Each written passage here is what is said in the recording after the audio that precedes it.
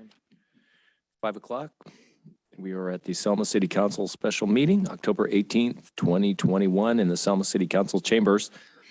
For those Zooming, the teleconference phone number is 1-301-715-8592. The webinar ID is 869-3424-3294. Call the roll, please. Councilmember Guerra. Here. Councilmember Mendoza Navarro. Here. Councilmember Trujillo. Here. Mayor Pro Tem Cho. Here. Mayor Robertson. Here, potential conflicts of interest. Any council member has a potential conflict of interest may now identify the item and recuse themselves from voting or discussing the matter. Oral communications. At this time, any member of the public may address the city council regarding any item on the special meeting agenda over which the council has jurisdiction. No action or discussion will be taken on any item not on the agenda. Issues raised will be referred to the city manager for review. Members of the public shall limit their remarks to 3 minutes. Do we have anyone who would like to make oral communications at this time?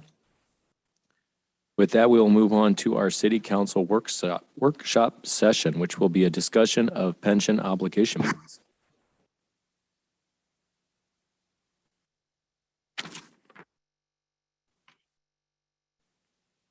Mayor and City Council members, today's workshop continues the discussion we started on September the 7th regarding our debt management, but specifically the issue of our accrued but unfunded liability associated with our retirement plans. And one of the things we discussed at the last meeting was the issue of pension obligation bonds, which is a mechanism by which we can restructure this liability that we've accrued. And so today, the discussion will focus primarily on pension obligation bonds. And here today is Eric Shervin, who's the principal with NHA at Financial Advisors, but along with him are his associates, Mike Myers and Roy Kim. I think I'll turn it over to Eric at this point. He's got a detailed PowerPoint presentation that we can go through. We're not looking for any actions today, but maybe just general direction about continuing to pursue this discussion of pension obligation bonds. And this is a follow-up on our first we had oversight meeting on right. pension obligation bonds. Okay, great. Welcome, Eric. Mayor, members of the council, really happy to be back. It's been too long, and I was pleased to see that building right next door. Had to walk around the block just to enjoy the look of that building. It's wonderful. Congratulations.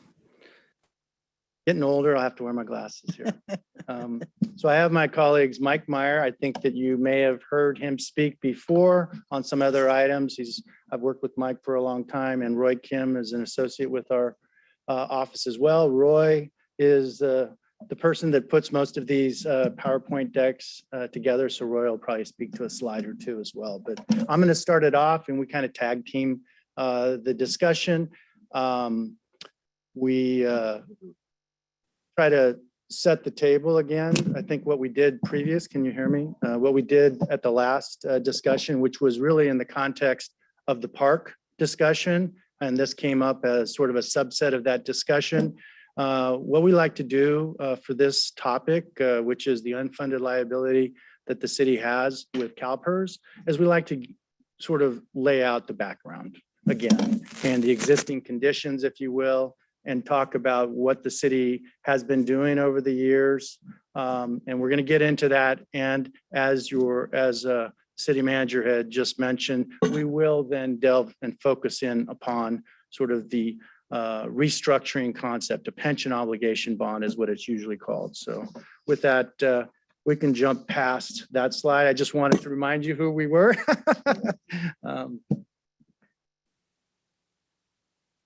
So Selma has an unfunded liability on its balance sheet with CalPERS of $17.8 million as of the fiscal year ending 2022. Your payments, as you all know, have increased significantly during the last 5-7 years, really doubling in most cases. And you're not unlike any other public agency in the state of California. It's a highly irregular repayment shape that you have. And the unfunded liability, we'll call it the UAL, the unfunded actuarial accrued liability, that has gone up significantly. And we'll tell you why in a few slides.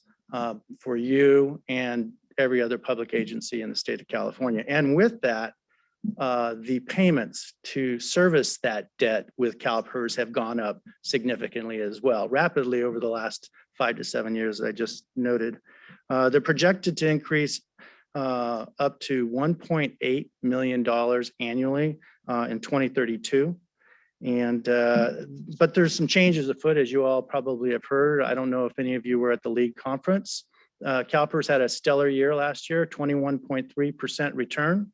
So that's going to change things quite a bit. And with that change that they've got, there's been a lot of discussion in Sacramento. CalPERS has been at the league conference. They were floating all kinds of ideas because they're about to go into their what they call the ALM in November. So they really go through all of their assumptions and set policy for the next 4 years. So the 21.3% return that they just had has the opportunity to reduce that $17.8 million liability that you have down to as low as $13.1 million. But I don't want you to get excited about that yet, because CalPERS is, with some of the things they're talking about, that could change. It may be that they use as an opportunity to lower the discount rate and other things. So that's what we project it could be, but we want to wait and see what their CalPERS is up to.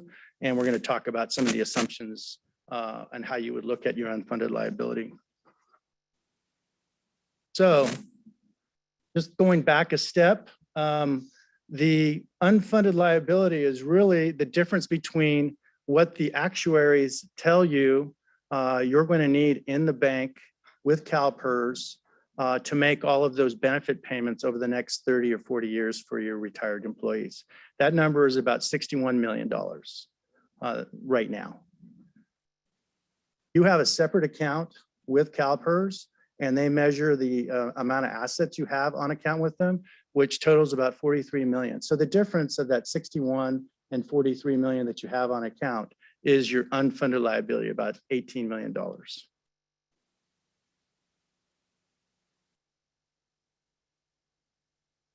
You want me to go through all the layers? I mean, I guess what we're going to get into it. So I should tell you that liability, that $17.8 million liability is composed of about 30 or 40 individual, what they call bases. They're essentially layers that they put on to your liability.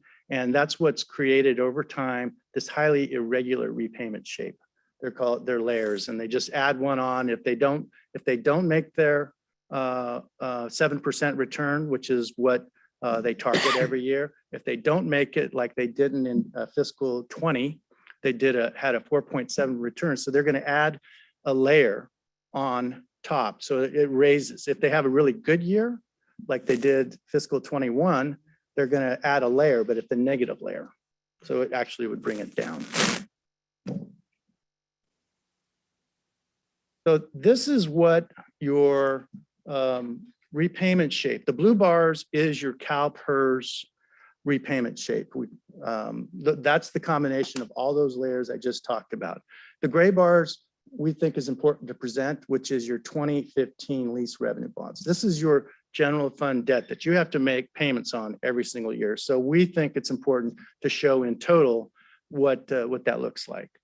Again, the payments have risen about to $1 million in 2018, and we're looking at $1.78 million in 2022.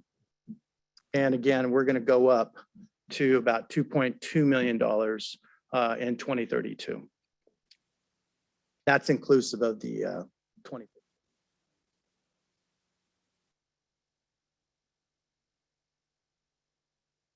I'm going to hand it off to Mike right here, and you can go through how we sort of project. There's a CalPERS tool that they put on the website that anyone can use, and we'd be glad to train anyone if Emily or Carlos wants a quick tutorial. It's a really easy tool that CalPERS offers to sort of plug in different types of assumptions. And we've been using that to try to think about what ifs, what's going to happen with that 21.3% return that they just had. And it's going to change things markedly. So I'm going to hand it off to Mike and he can sort of go through it a little bit in more detail for you. Thanks, Eric, and good evening, Mayor and Council members. I'm Mike Meyer with NHA. I manage our pension group, as Eric mentioned. Am I coming in clear? Yes. Okay, perfect. So as Eric mentioned, slide 6 shows the same exact blue bars as we looked at on the previous page. These are payments from the most recent CalPERS reports. As you can see, they're increasing fairly rapidly to that $2 million number before they payments start to fall off. That's because a lot of those layers are amortized over a shorter 15-year period of time and they start getting paid off. As Eric also mentioned, we've been trying to get ahead of some of these changes that are going to be made by CalPERS. So we did make the assumption that you see the benefit of the 21.3% returns. And then we also assume that CalPERS moves their discount rate to a 680. We believe that would lower the city's UAL to 13.1 million. What that would do to your payments are lower them and also shorten the final term. And so we've charted in the royal blue line there. And so you can see that if that were to occur, your new payments would range from about 1.2 to 1.6 million for the next 13 or 14 years, which is quite a bit lower than the $2 million number. If CalPERS goes below 680, we have heard there's a high likelihood they may go down to as far as 650. You will still see a reduction in your UAL, but not to the tune of 13 million. It would probably be around 15.5 million there. But in either case, we will know the results of those meetings likely later next month, and we'll be able to refine this analysis. We could flip to the next slide, Roy. Are there any questions? And we'd like this to be a conversation. It's a workshop. Let's pause wherever needed to drill down on anything that's not clear. That's our job this evening, is try to make sure that you're following every step of the way. I had a question about the stock market return in 2021, the 21% return. Is that a one-off or what? I mean, I've never seen it that high. Yeah. In CalPERS. And is that something that they're doing? I remember when I went to the financial officers trade show a couple of years ago in Palm Desert, they were talking about they had new management in CalPERS. They had a new actuary and they were investing more in the stock market. Is this 21% return a result of more aggressive investment on the CalPERS directors? And can it be expected to continue? I think it's fair to say that the answer is no, it's not going to continue.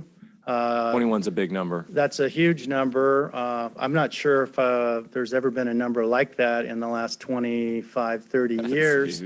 They just had 4.7% the year before, right? They're trying to hit 7%.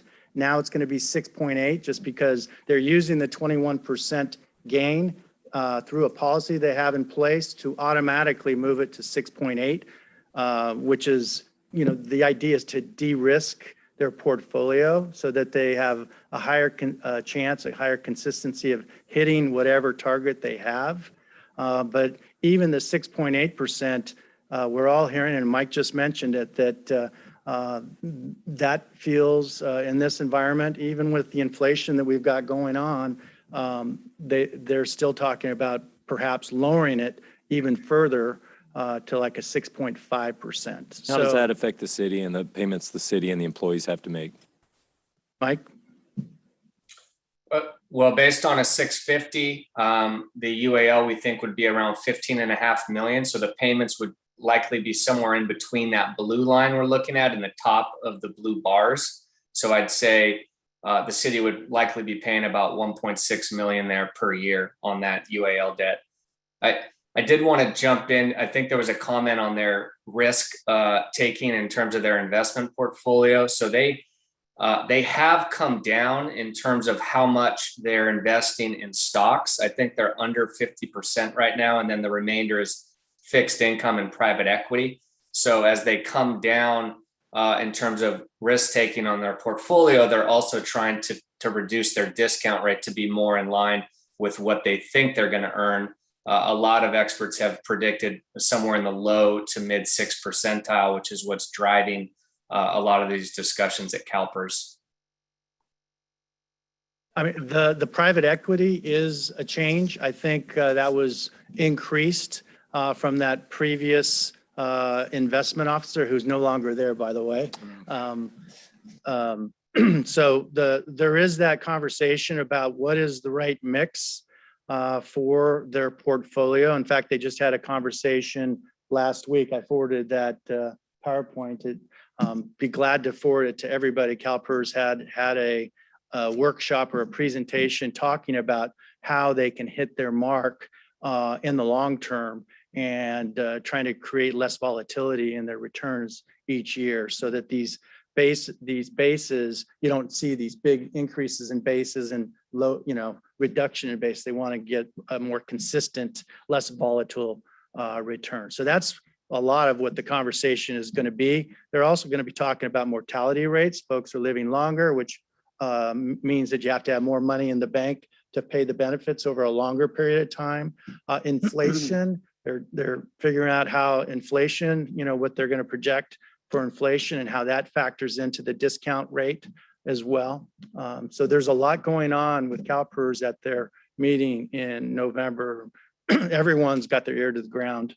It just seems a little counterintuitive, doesn't it? When they have a good year, they lower the discount rate. Wouldn't they increase the amount they would think they would hit the next year? If they hit no one believes that they're going to hit 21% or even 7% in sort of over the long term.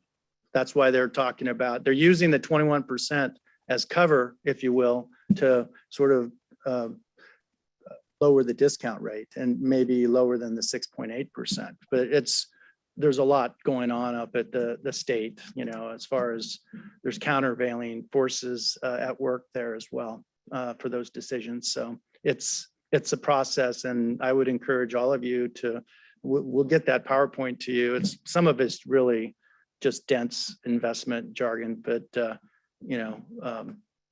CalPERS is public meetings, and I would see the encourage you to relationship between the listen. discount rate and all the factors that go into it. That'd be helpful. Absolutely, we'll get that to you. Eric, I have a question. So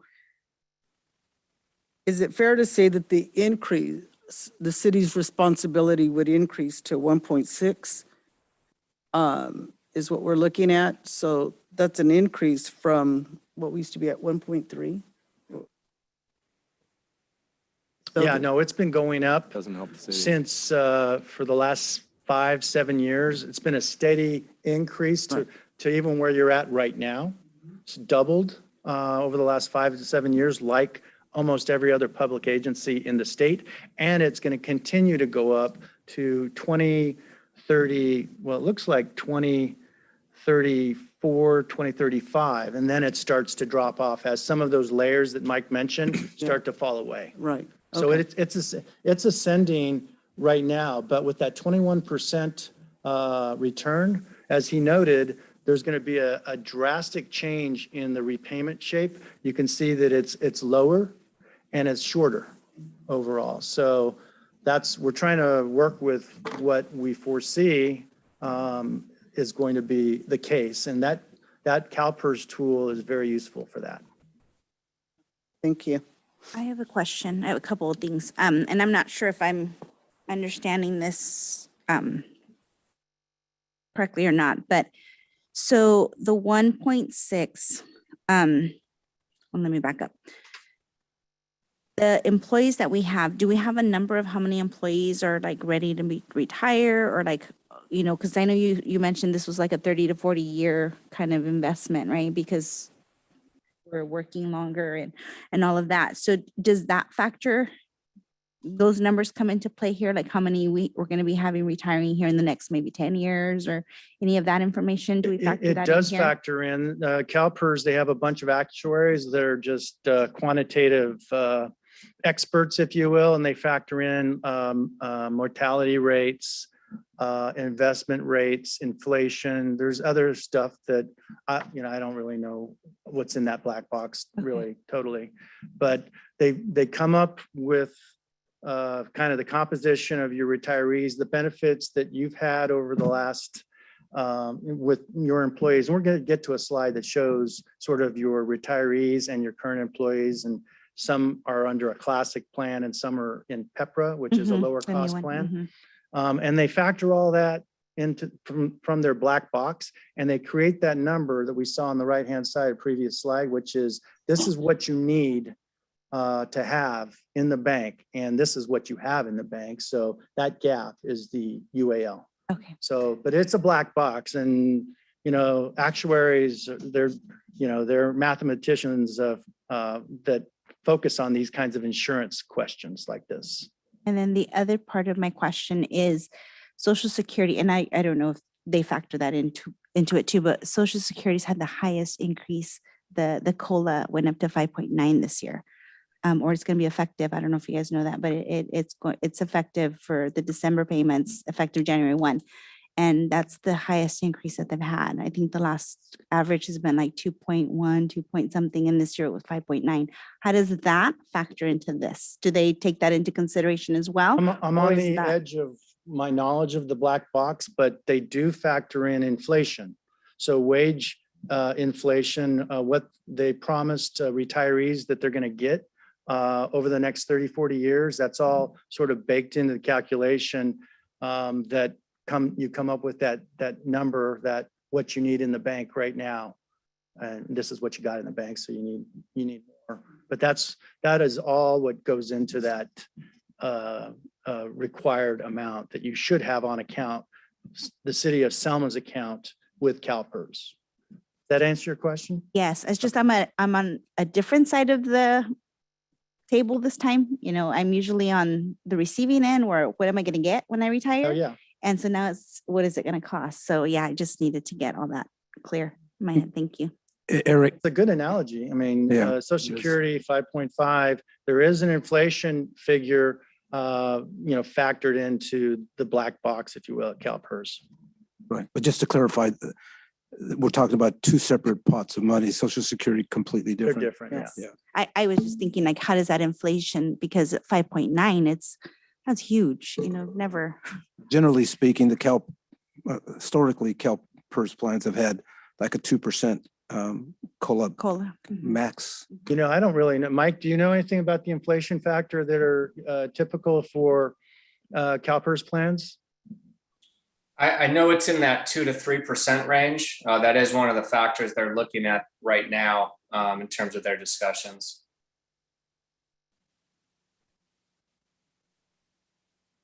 Other questions? And, Go and- ahead, Mike. And Eric, just to get back, we will get back to the question on, we don't have the table in this presentation, Oh, the number of actives versus total members covered, but we will have that in a few minutes. So I'll get back to you on that question. So on slide 7, well, actually, Roy just sent it to me. There's I believe there's 174 active. hey, employees. Mike, can we bring that up just quickly? Just so they can stare at it, since we were just talking about it. Roy might be able to. I don't have it. And by the way, Eric, we aren't sharing the slide deck. I think the city's doing that. Yeah, she just removed it so Roy can get control. Yes, I'll have it ready in a moment. Well, and while he's bringing that up, Eric, I believe there's about looks to be close to 500 or so. Maybe we could total that up, Roy, of covered members. About 174 of those are active. So the remainder is, retirees and people who have transferred. All of over 99% of the unfunded liability is attributable to the classic plan employees. So that's really based on the investment results over the past 20 years or so. So for a lot of the newer PEPRA employees, there's not much unfunded liability that's accrued at this point. It'd be helpful to see it. 99. We pulled that one out because we have 60 minutes and this is a deep topic and we might be hitting our limit here. We're Gotcha. trying to make sure that we stay within 60.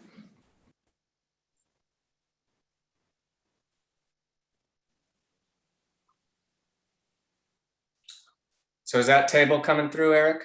It's small. Okay.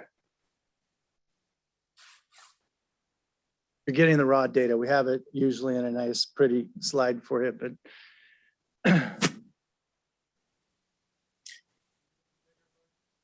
So is that too small, Eric? Should we blow it up?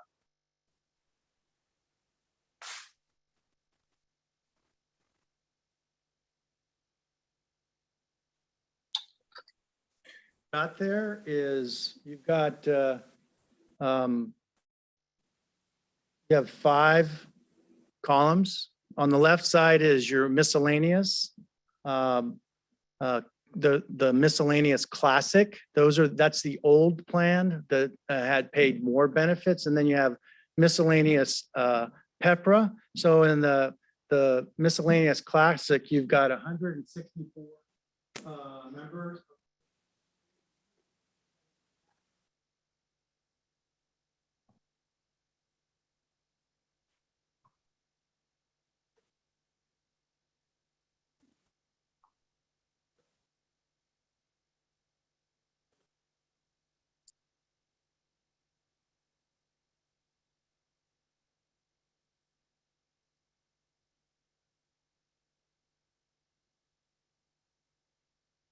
You have, well, I can't see either.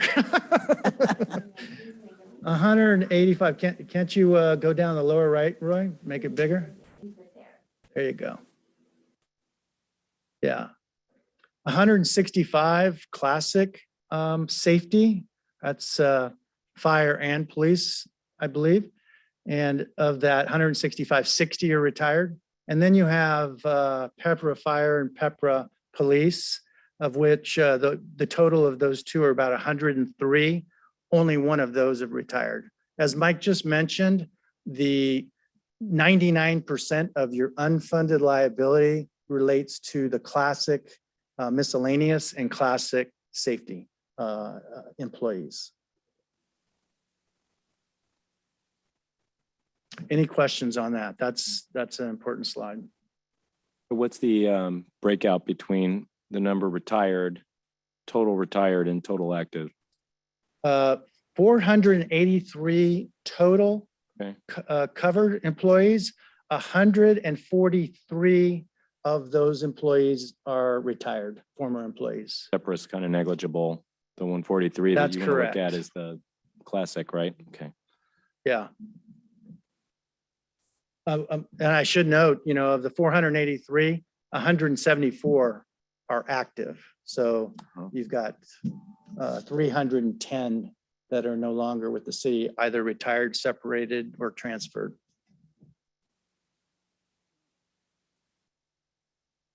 Anything else you want to add to that, Mike?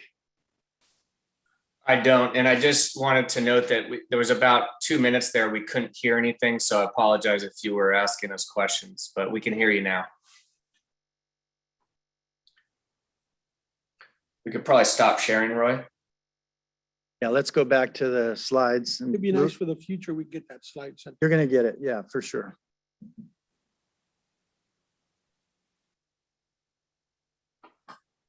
It'll look a little prettier. The takeaway, once again, I'll just belabor the point, is that the unfunded liability, you can't do anything about it. That is because of 99% of that unfunded liability relates to your classic plans. You'll be getting a truer number in about a month. I think we're going to have a better sense for what CalPERS is up to, as Mike said, at the end of next month. They're going to start floating. You'll be updating the analysis. Absolutely. Let's move along. I think, Mike, you want to take this? Yep, that sounds great. So slide 7, we wanted to summarize some of the more common cost management strategies that are being utilized by other agencies and cities across the state. The first being to prepay the UAL early in the fiscal year. So this is likely something the city has done in some years in the past, but if you can afford to pay the whole year upfront by July 30th, you do get a 3.4% discount on that amount. The second concept is through negotiations. So requiring employees to pick up a larger share of the cost than they currently are. That would be for non-PEPRA employees only because the newer employees are already governed by the lower cost PEPRA plans. The third option is what's known as a fresh start amortization with CalPERS. This is an option that has always been an option that CalPERS offers.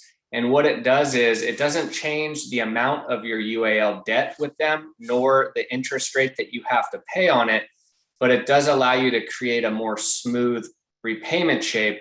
The downside of that is that just in the last several years, CalPERS has changed their rules, and they do require you to shorten the amortization period if you were to go this route. So while it does save you in the long term on interest, because you have a shorter term, similar to a mortgage, your annual payments would be higher.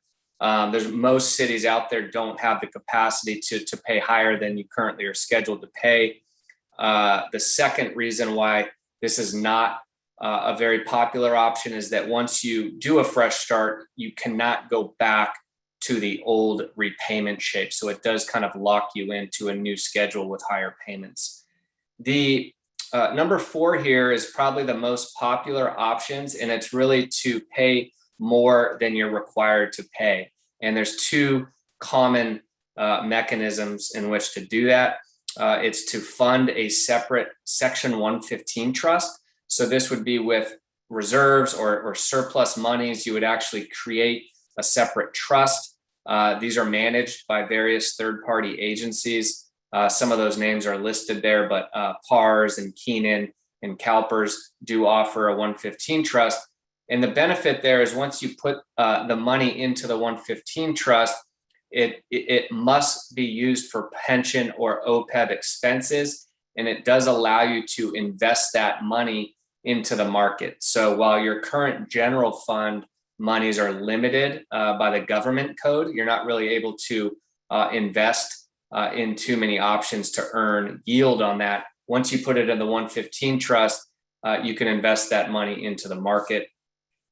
The second kind of sub option of number 4 is to actually take those reserves or surplus money and send it to CalPERS, and you tell CalPERS which layers of the UAL you want to extinguish. So essentially you pay down that debt directly with CalPERS, and you'll see savings by eliminating a portion of that debt.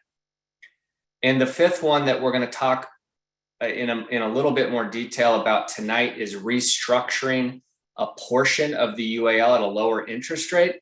As we'll get into, rates over the recent 12 months or so have been in that 3 to 350 range, and also use that new debt to create a repayment shape that is more smooth and helps enhance budget predictability and create some savings in the next 10 to 15 years. I will note one last thing is that these strategies are not mutually exclusive.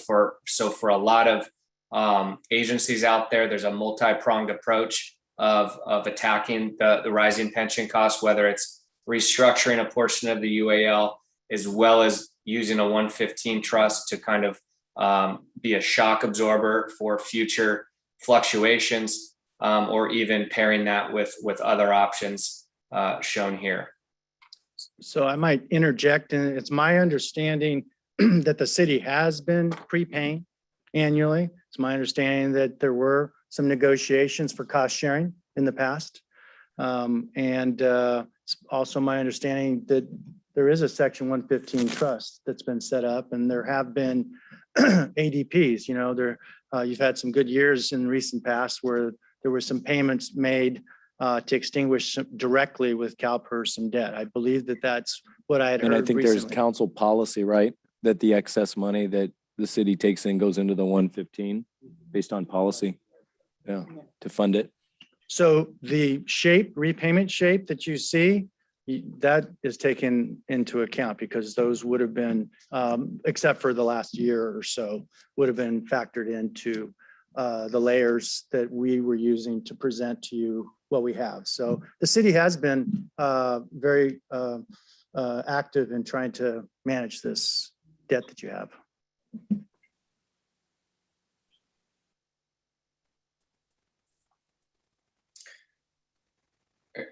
Would you like me to take slide 8, Eric?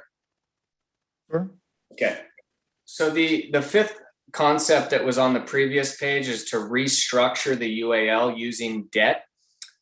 Typically, so that concept is essentially issuing a bond and taking that money to pay off all or a portion of your UAL debt with CalPERS, and then you're left with a new bond at a lower interest rate. And there's two primary structures that are being used by CalPERS members right now. The first being a pension obligation bond.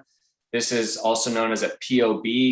It does not require any sort of collateral like a lease financing would, so it is unsecured.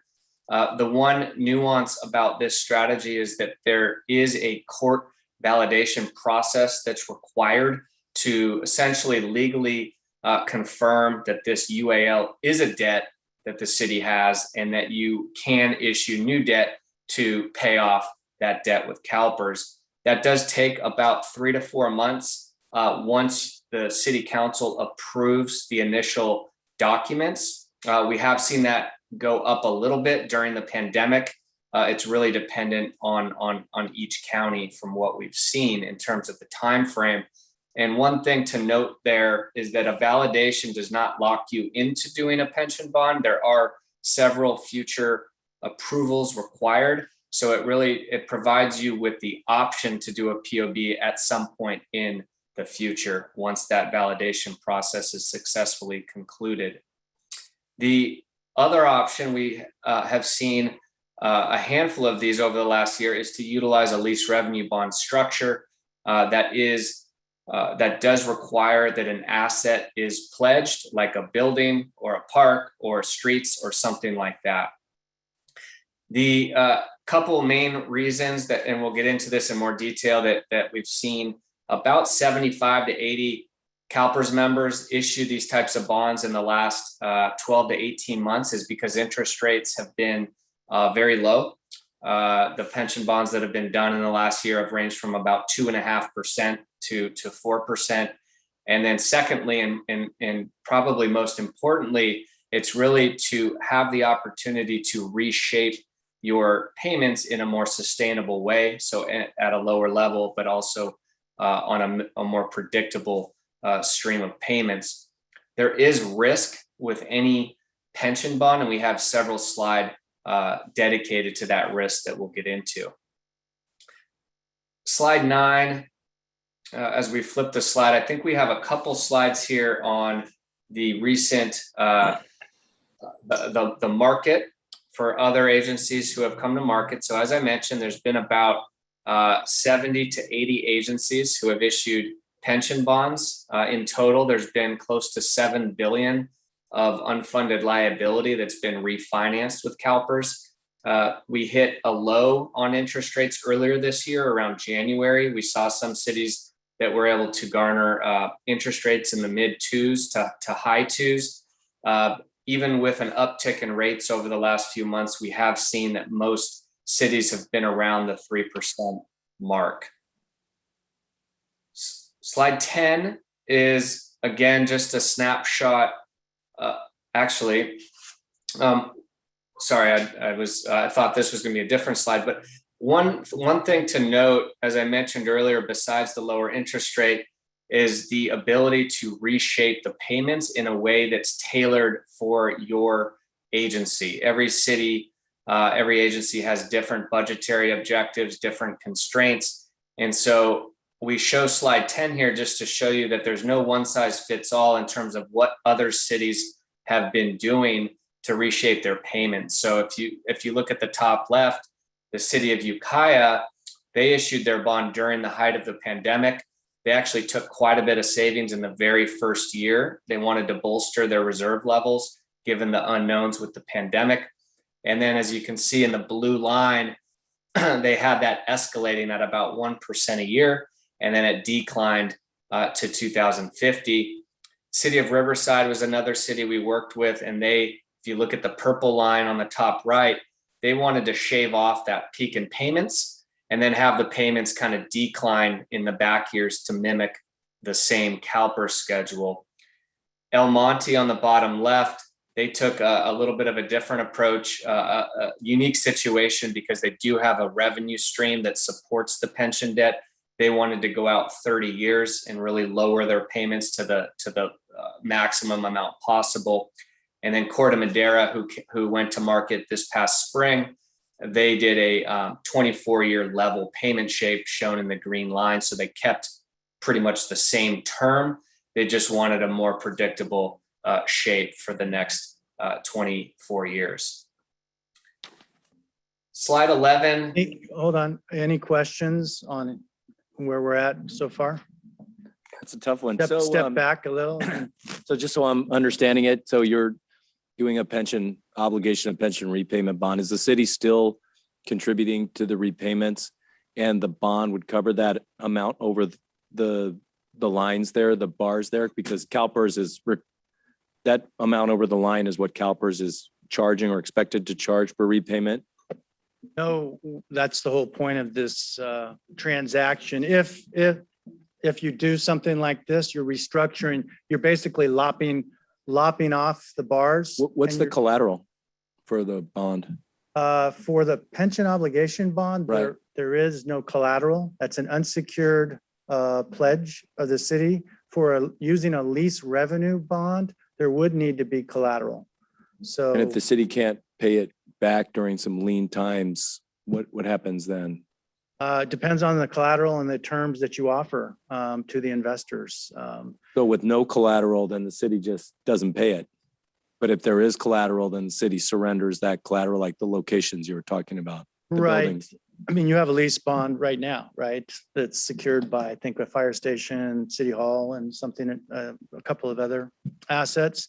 There are transactions out there that have been done that have used streets as a collateral, and they did not offer the ability to relet or take those. Basically, they used streets as an asset because that a lot of times streets are the most valuable asset a city has, believe it or not. You value it by the number of lane miles. And to create the lease revenue bond function, you have to have collateral, but those transactions did not offer the investor the ability to take and relet that. It was just to create the form for the function of issuing a bond. But other assets, Mike is working on a transaction up on the North Coast right now. They are using a city hall and one other asset, I believe, right, Mike? So those are going to be pledged for the repayment. And Yes. what's the 3%? Where does that come in? What's the 3% average return on that you were talking about? 3% interest rates? Right. That's where the market is right now for these UAL restructurings, lease bonds or the POBs. They're right around, depends on, of course, your credit and your length of term. The longer you go out, it's going to be a little bit higher, but we're using now about 3 to 3.5% as the range, depending on credit and length of term. And finally, just a quick clarifying question. So it's going down. It's like the, mortgage life insurance, how that goes down every year. You got people who are passing away and not using their pensions anymore. How does that take into account that those obligations are going away every year? So your obligations are going on with your new people coming on, but they're going away with the older people who are. The new people, passing. it's a smaller factor, that putting away in, using the black box as an analogy. The actuary is making all these calculations about how much money you need. The new people are coming on as PEPRA employees, correct? So we're really talking about the classic plans that you have outstanding, and you know what those are because that's been cut off. Essentially, everyone coming on now is That's a PEPRA. finite group of people. So what you're saying is you're talking about mortality rates and the experience that the city of Selma has with your retirees. And those things are adjusted, I think, every 4 years. The actuaries do take that into account, but right now, the number that you've got that you should have in the bank is their latest thinking based on mortality rates. And there has been discussion about COVID kind of impacting retiree age groups more, but then there's more recent discussion about how they want to lengthen lifespans in some of these calculations. So we just don't know where CalPERS is going to end up. But the last we've heard is that even with COVID and everything like that, mortality rates are, less and people are living longer is kind of what we're taking away from the chatter that we've heard, but we don't know until end of next month where they're really going to fall. So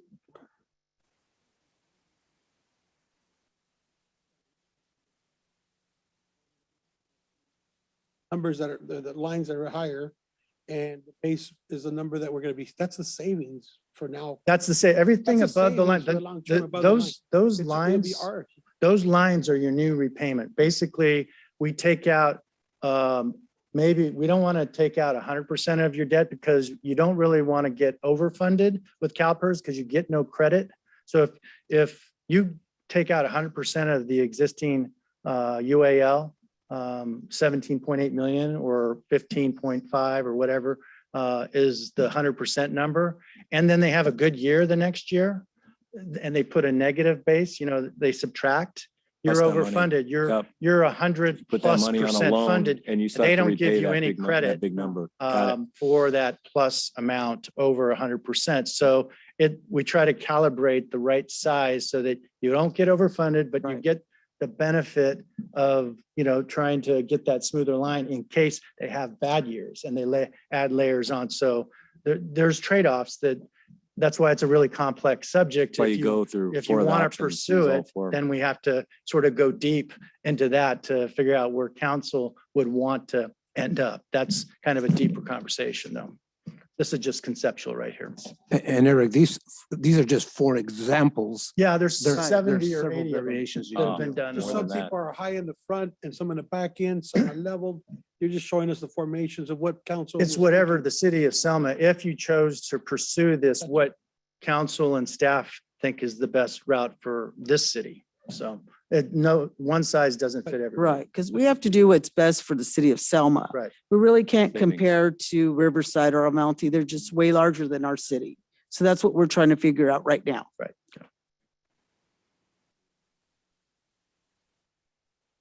So I'll What we wanna probably do hand is it the off to, I think, Mike or Roy, but just to preface what we're doing here, we took your numbers, we made the assumptions, we got the 21% return, so it lowers the UAL, but we assume that there's a 6.8% discount rate, so it slightly increases it. So that's the numbers we're using.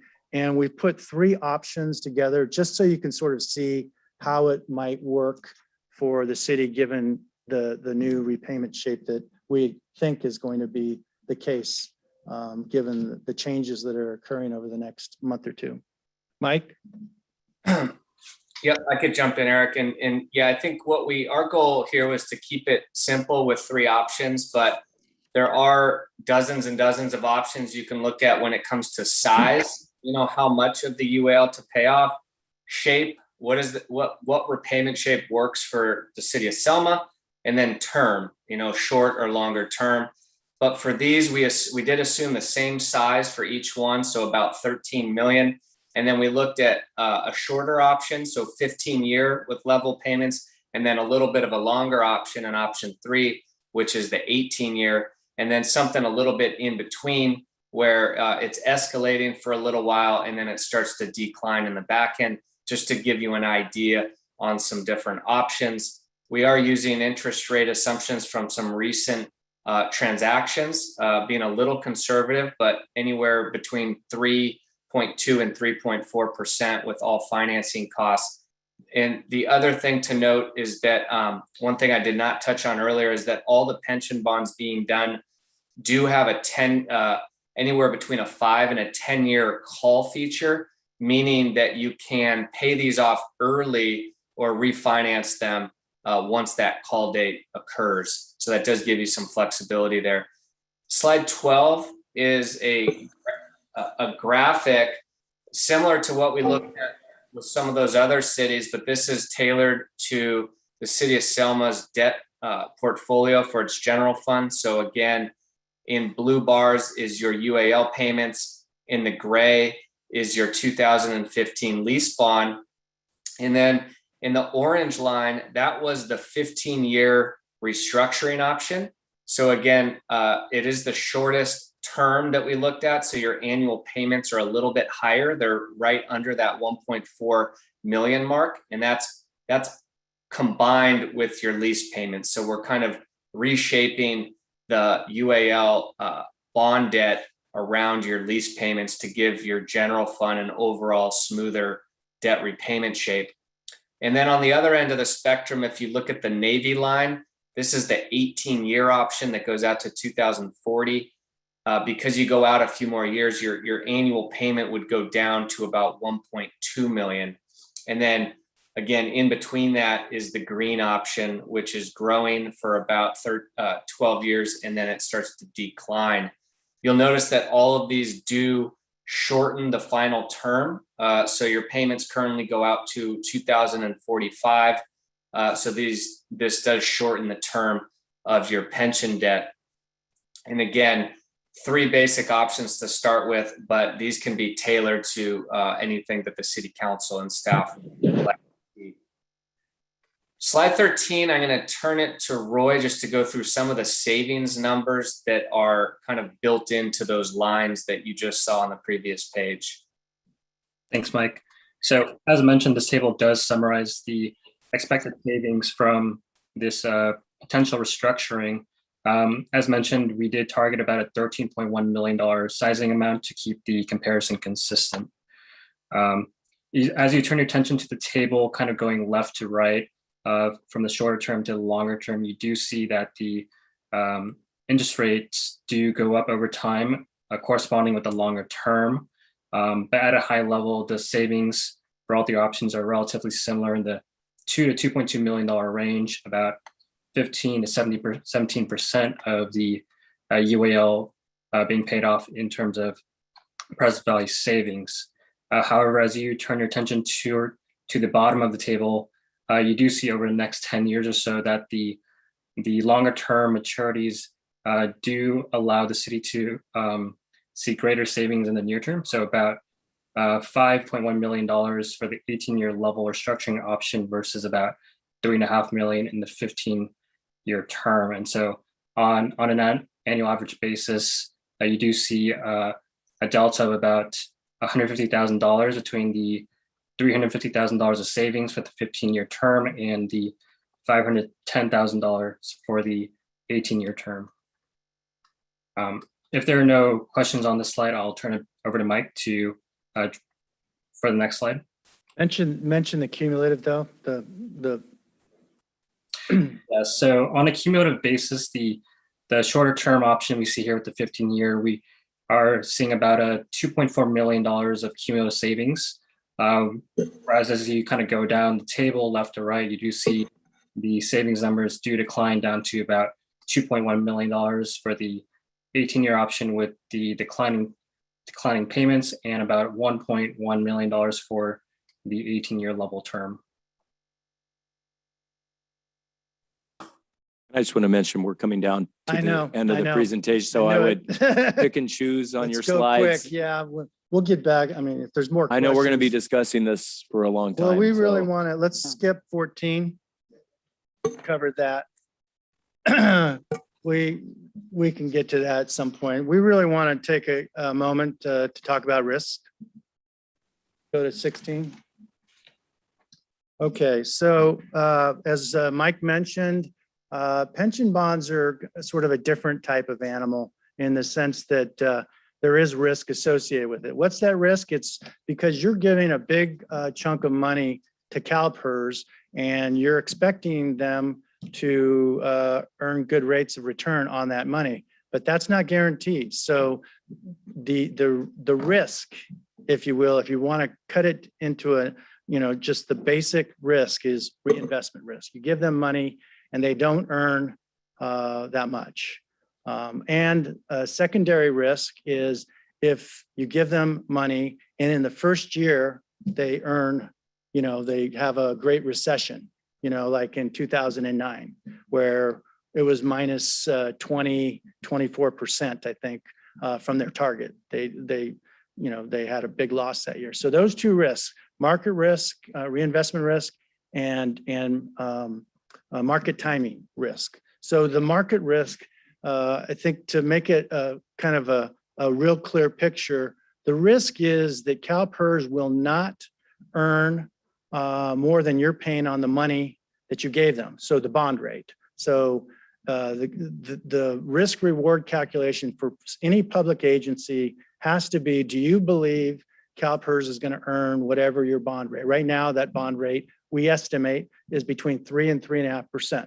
So that's why a lot of people are doing these transactions right now. If the bond rate in the market was at 5.5%, I don't know that a lot of people would be issuing. So that, I think that in a nutshell is why people are issuing, because they see a potential risk reward. But you have to know there's no guarantee that CalPERS is going to earn 3.5% over the next 20 years, 18 years, 15 years, whatever it is. So that is the risk. By and large, if CalPERS earns more than your bond rate, the public agency issuing the bonds would be better off. If they don't, if they earn less than the bond rate, you would be worse off. That's the simple notion behind market reinvestment risk. So we want to take a moment to focus in on GFOA, Government Finance Officers Association. They've been a longtime critic of the pension obligation bond idea. I think they put out a paper maybe 10, 15 years ago, and they recently updated that and basically confirmed what they had stated earlier. And they have 6 points that they cover in their critique. And I want to go through those if I might, just to be on the record about GFOA. So invested pension bond proceeds might earn less than the borrowing costs. Absolutely. That risk is there. You can't do anything about it. The market is the market, and they're going to invest in the market. And that is a risk that really, unless you do some odd things with hedging and derivatives and things that most cities are not inclined to do and should not do, that risk remains. 2, pension bonds are complex instruments that carry considerable risk and may include swaps or derivatives. No, none of these bonds, these 70 or 80 bonds that were noted and issued in the last 2 years, they've all been fixed rate bonds. Issuing taxable debt to fund the pension liability increases the jurisdiction's bonded debt burden and potentially uses up debt capacity. No, the debt that you have with CalPERS is on your balance sheet. Some might call that a soft debt versus issuing a bond that is a hard debt. I think and I just had that chat with Standard & Poor's last week. CalPERS is going to get their money one way or another. They're going to get their money. So you decide whether that's a hard debt or a soft debt. It's on your balance sheet, and you're replacing one debt for another, and you're trying to restructure it at a lower rate. But that's a critique that it's a replacement of debt, but CalPERS usually is first in line to get their money from places like Stockton and San Bernardino. Pension bonds are typically issued without call options. No, not true. They're all, with the exception of 1 or 2 that were done early in 2020, they're all issued with either a 5 or a 10-year call option. So you're not locked in for the term of the debt and you're stuck with it if rates go down, or you want to prepay because you have cash after the call date. Pension bonds are frequently structured. Wait, did I get that right? Yeah. Pension bonds are frequently structured in a manner that defers the principal payments. Not always, and in fact, hardly ever. We did mention Ukiah. They deferred a year, but they were strategic about what they were doing. They wanted to buttress the reserves because they didn't know how their revenues were going to be through COVID. They turned out to be fine. They were Most taking cities- their savings up front. They took some of the savings and they, put it into their reserve account essentially. But most, if not all, have been kind of started amortizing their principal right away. And that would be our recommendation always, unless there's a compelling strategic reason not to. Rating agencies may not view the proposed issuance of pension bonds as a credit positive. Not true. If pension bonds are prudently structured to increase payment affordability, financial flexibility, and resiliency as part of a policy-driven reserves and pension funding policy. That has been confirmed time and again, as recently as this last week for another issuer that got a AA minus. It needs to be a thoughtful process. Council who are making decisions for the community need to be fully informed and briefed, and it should be a policy-driven decision if you decide to pursue it. So those are the critiques, and 5 of the 6 largely don't apply. Mike? I need some water or something. I think we're at 6 o'clock. Oh, yeah, what do we do? Let's move. Yeah, can we cut to the chase here and schedule a follow-up? What do you want to leave us with? And then could talk about next steps. What is council, what's the council's pleasure? We had the next steps in there. We had some more detail on how you should approach this, how you can stress Can we have another test. meeting pretty soon about this and go Okay. through the rest of the report? Is Thank council good with that? Going through we just don't have time tonight Yeah, for we have an to. hour to put all this in. It's too we were gonna important hit it. not to look at it. Okay. They have availability for the next meeting or I'll two. work with Eric to figure out what the, We might need a little more time. I want to make sure, you've read this, we'll get you some more materials through city manager, and make sure that you've got what you need to sort of advance this is an education process. Right. Yeah, the Right. more For any background, the decisions better get that we made. can read up on to learn about these pension obligation You're- bonds. Thank you. Through city manager and Emily and Carlos and Raina. Great. Thank you, Eric. Appreciate it. Thank you, Eric. thank you, Michael. Thank you. Thank you. Roy. And with that, we will come back from our city council workshop session, adjourn the special meeting and take a 5-minute break and be back at 6:05 for the regular council meeting.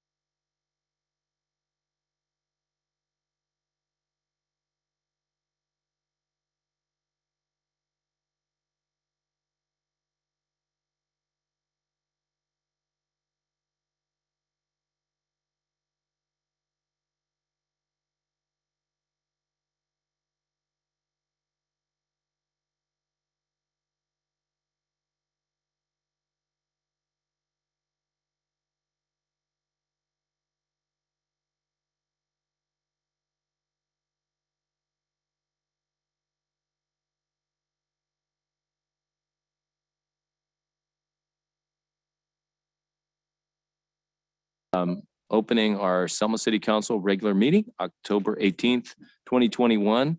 The time is 6:07. Forgive us, our special presentation earlier ran a little bit long tonight. Our teleconference phone number is 1301-715-8592. The webinar ID is 869-3424-3294. And we are operating in accordance with the governor's emergency order and our new AB 316, I believe, which allows us to have these meetings online as well as in person. Our invocation tonight will be led by Pastor Franco Atkinson. Please step up, Pastor.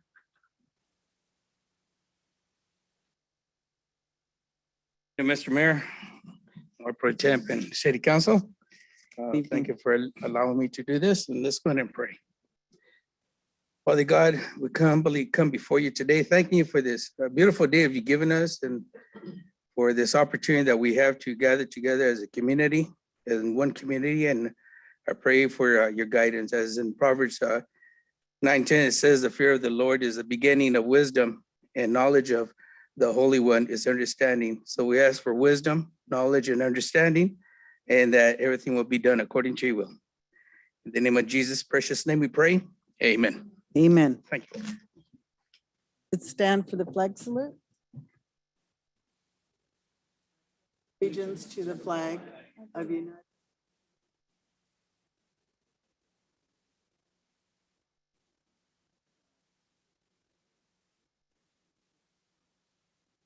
And before we do the roll call, I just did want to also remind folks that if you're on the phone and you wish to address council during the public comment portion of the agenda, press *9 to raise your hand, and we will select you from the meeting queue. Press *6 to unmute and mute yourself.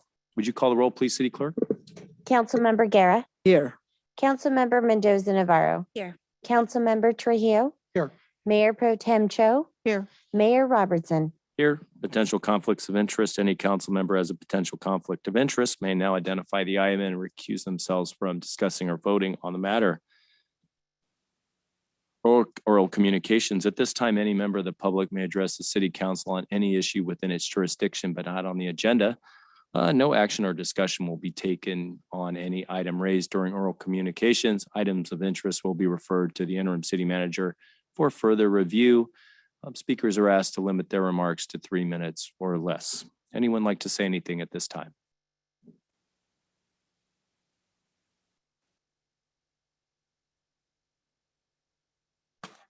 For 11 Country Club. I'm here tonight to give a shout out to our fire department. Last week during that heavy winds, we had a tree fall on a roof where a disabled lady lives. And at first glance, Chief Peterson said they were going to have to leave the home. And that would have been a terrible, I don't know what this poor woman would have done. She has a special bed, a special chair, and all of her medical needs are there. So after telling Chief that, he said, well, let me go back and look. And he did. And he came back and he said, well, no promises, but we're going to see if we can stabilize this tree and get it off the roof so they can be safe. And that's exactly what they did. And I know I don't have to tell you what a great fire department and police department that we have, but when you see these things firsthand, it would have been so easy for him to have come back and said, no, Shar, they have to leave. And that would have been so hard on these people. But instead, they went the extra mile. And I just want to thank our fire department for Chief's leadership and your crew doing such a great job. So I just wanted to publicly thank them. Thanks, Chief, and thanks to the entire fire department for your excellence and your genuine caring for people. Any other oral communications at this time?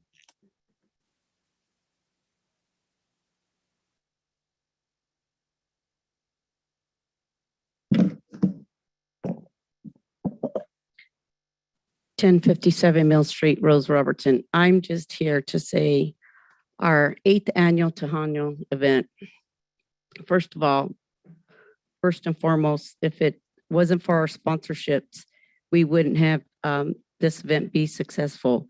I'd like to thank Matco, Cal Water, Waste Management, Alves Electric, MP Power Media Productions, King's Mortgage, Robertson Guerra Insurance, Donna G Sales, and United Health Centers of the San Joaquin Valley. Our event this weekend was the best fundraiser we ever had. 8th annual minus COVID year. This event is successful because we have a lot of animal lovers, and it's an amazing hard workers that are dedicated. I'd like to thank my family, my siblings, they're always there.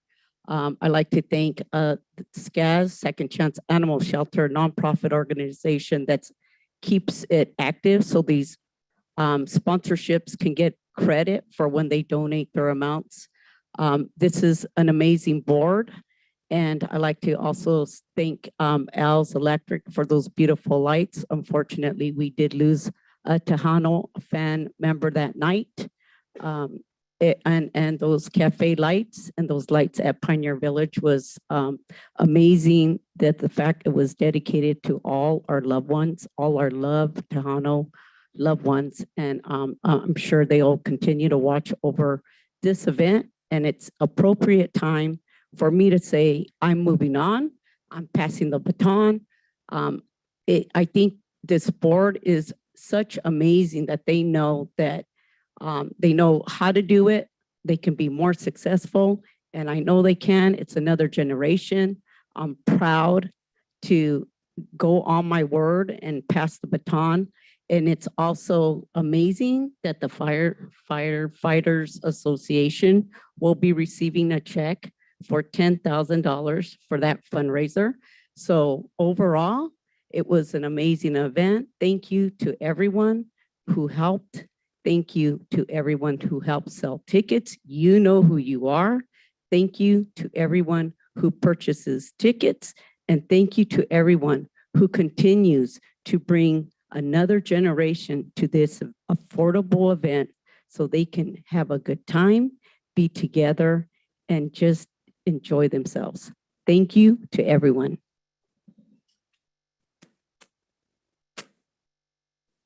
I would like to say something.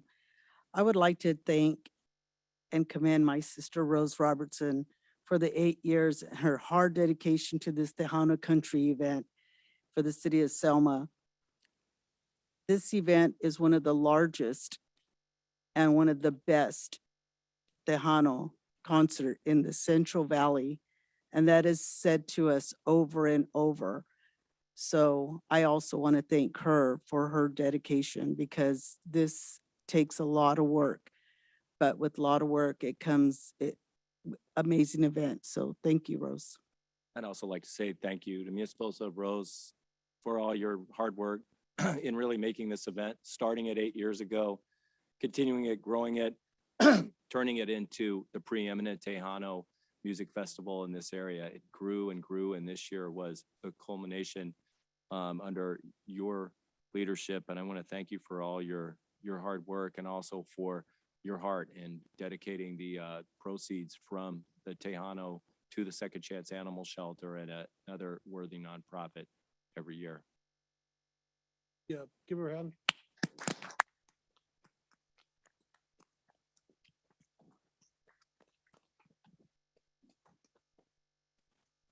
All right, anybody else have any oral communications at this time? Do we have anyone on the line who'd like to weigh in?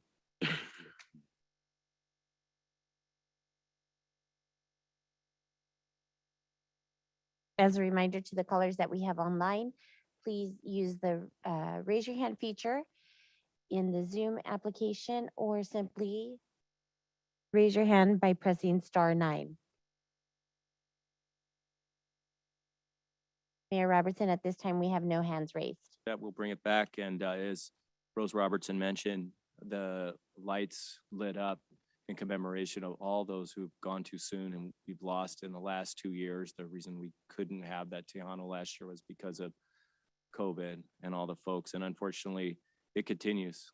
Plus some really, really great people, some really shining lights. And so I'd like to ask for a moment of silence for the following who have recently passed: Fernando Vargas, John Urias, Lisa Vang, Claudia Sanchez, and Mary Perez. Can we bow our heads?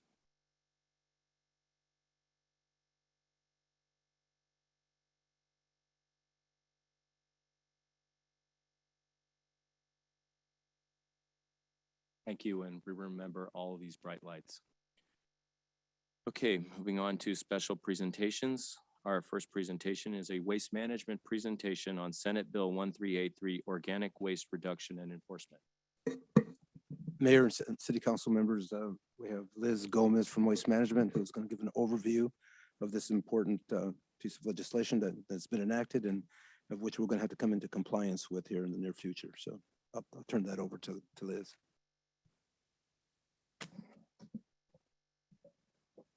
Thank you, Mr. Mayor, and thank you for allowing us this opportunity this evening to share this important message with you. I'm here this evening to give you a presentation on Senate Bill 1383. It's reducing short-lived climate pollutants in California. To tell you a little bit about how it's changing our industry and how it's changing the way jurisdictions are overseeing solid waste throughout the state of California. So it's not just a waste management thing or a Selma, it's throughout the entire state. And I'll go ahead and just kind of give you a little brief introduction to what this is, what this entails for Selma. Senate Bill 1383 is the most significant waste reduction mandate to be adopted in California in the last 30 years. This bill requires the state to reduce organic waste, food waste, green waste, and paper products, etc., disposal by 75% by 2025. In other words, the state must reduce organic waste disposal by more than 20 million tons annually by 2025. The law also requires the state to increase edible food recovery by 20% by 2025. This has significant policy and legal implications for the state and local governments. This mandate establishes a statewide target and not a jurisdiction organic waste recycling target. So this target of 75% is for the entire state, but of course, every jurisdiction plays its role. Given that this is a statewide target and there is not jurisdiction targets, the regulation requires a more prescriptive approach. And this is different than AB 939. CalRecycle has adopted regulations that impose requirements necessary to achieve statewide targets. This makes the regulation similar to other environmental quality regulations where regulated entities, such as cities and counties, are required to implement specific actions rather than achieve unique targets. So the background and context of 1383 is why California passed this law, and the requirements, a big picture look at the law requirements and objectives, jurisdiction responsibilities, requires local governments, of course, such as Selma. So we'll kind of go over the CalRecycle oversight responsibilities, the key implementation dates, and key jurisdiction dates. Second slide. Right there, here we go. When we're talking about organic waste, the purpose of 1383, we are talking about green waste, wood waste, and food waste, but also fibers such as paper and cardboard. Organic waste comprises 2/3 of our waste stream. Food waste alone is the largest waste stream in California. According to CalRecycle last waste characterization study, in other words, they went through all of the material, in 2014, food waste comprised 18% of what we disposed. 1383 also requires California to recover 20% of what is currently disposed in edible food. We currently don't know how much the food waste stream is for edible food. CalRecycle is conducting a new waste characterization study in 2018 and 19 that is taking a closer look at our food waste stream. The results of this study will help determine how much edible food waste is in landfill on the average throughout the state. Go to the next slide. 1383 establishes aggressive organic waste reduction targets, also builds upon mandatory commercial organics recycling law, Selma has been implementing this since 2016. So we have current programs in place already from prior bills that have been passed requiring recycling. So we already have programs in place that we can build upon for this new 1383. The 1383 requires Californians to reduce organic waste disposal by 50% by 2020, and then 75 by 2025. Additionally, as part of the disposal reduction targets, the legislature directed CalRecycle to increase edible food recovery by 20% by 2025. Next slide. So highlighted here on this slide are the key dates for 1383 implementation and milestones. This law, the targets and the requirements for CalRecycle to regulations were adopted in September of 2016. CalRecycle conducted 2 years of informal hearings with local governments and stakeholders to develop regulatory concepts. The formal rulemaking. CalRecycle started the formal rulemaking in January 18th of 2019 and completed rulemaking late 2020. The regulations will become enforceable in 2022. Jurisdictions must have in their program in place by January 1, 2022. So in 2024, jurisdictions will be required to take enforcement against non-compliant entities. So meaning customers that basically refuse to sign up for organic waste services. Finally, in 2025, the state must achieve 75% reduction in greenhouse emissions. To meet the deadline of January 1, 2022, CalRecycle expects that jurisdictions will be taking legislative action regarding the requirements in advance of the deadline. CalRecycle can begin enforcement actions of jurisdictions and other entities starting January 1, 2024. The enforcement process on jurisdictions is different than that of under AB 939.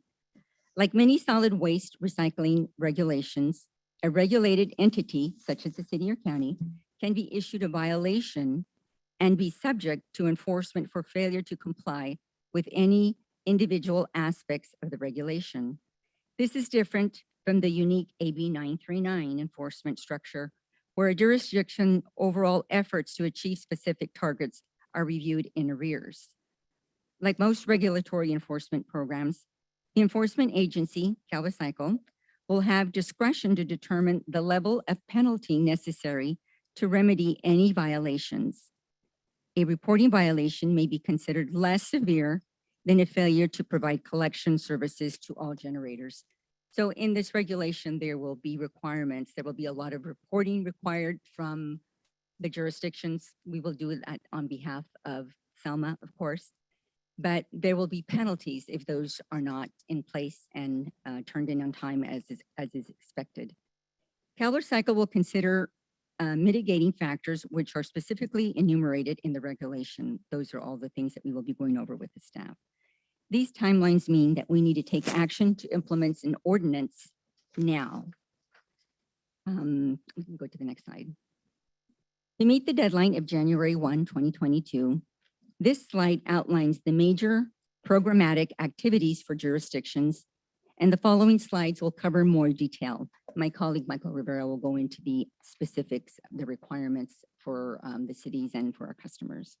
In 2024, the city will be required to take enforcement against non-compliant entities. There are additional details in the draft regulations regarding their enforcement requirements that we will be going over in more detail and more depth with city staff. Just to mention, previously we had talked a little about 1383 with the prior administration. And due to the transitions and different changes, we thought, okay, we're approaching that January 1, 2022, where an ordinance has to be in place. So we thought this was a good opportunity to at least bring it to the council for consideration this evening. So we'll go ahead and continue with our presentation, and Michael will kind of go into the requirements a little more into detail. Good evening, Council, Mayor, Michael Rivera with Waste Management. If we may have the slide advanced, please. Thank you, Raina.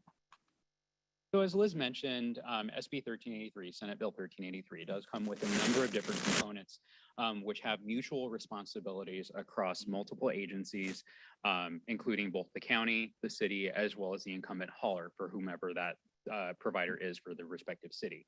In my opinion, this is actually a very good diagram of the breadth of those responsibilities.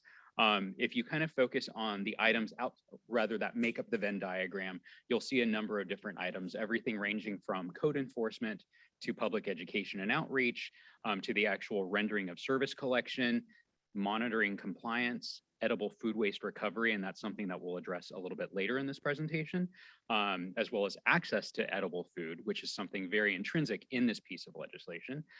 But in addition to that, you have capacity planning, which is something that is headed by the county at large, as well as procurement for different programs within the city and the way it operates. And so the way that I like to explain this diagram is that you see a majority of these items tend to reside within the home of, so quote unquote, the city's bubble, but is not to say that we are not all a partner in providing or at least crossing the finish line together. So as you kind of see, the majority of these things do land within the coffers, or rather the responsibility of the city. But if you look to the right-hand side of the screen where you have the county is the one who is on the hook for the capacity planning. And in this industry, what we consider capacity planning is finding a home for all the different types of wastes that our communities generate. Everything from trash to green waste, food waste, recyclable materials, has waste. So that's a county function within that. Liz is working currently with Fresno County to assure that we have a space to place all of this trash, all this compostable material, and continue to grow markets for recycling. So that part is checked. Access to food, as well as the edible food recovery programs. These are initiatives that are delegated to the county via the legislation, but you see that the city has to have some form of participation in those programs already.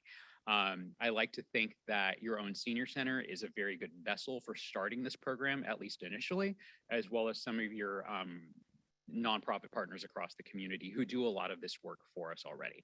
But it's really about streamlining that message, streamlining all of the partners who generate this type of reusable material in the community, and making sure that the most needy have access to it later.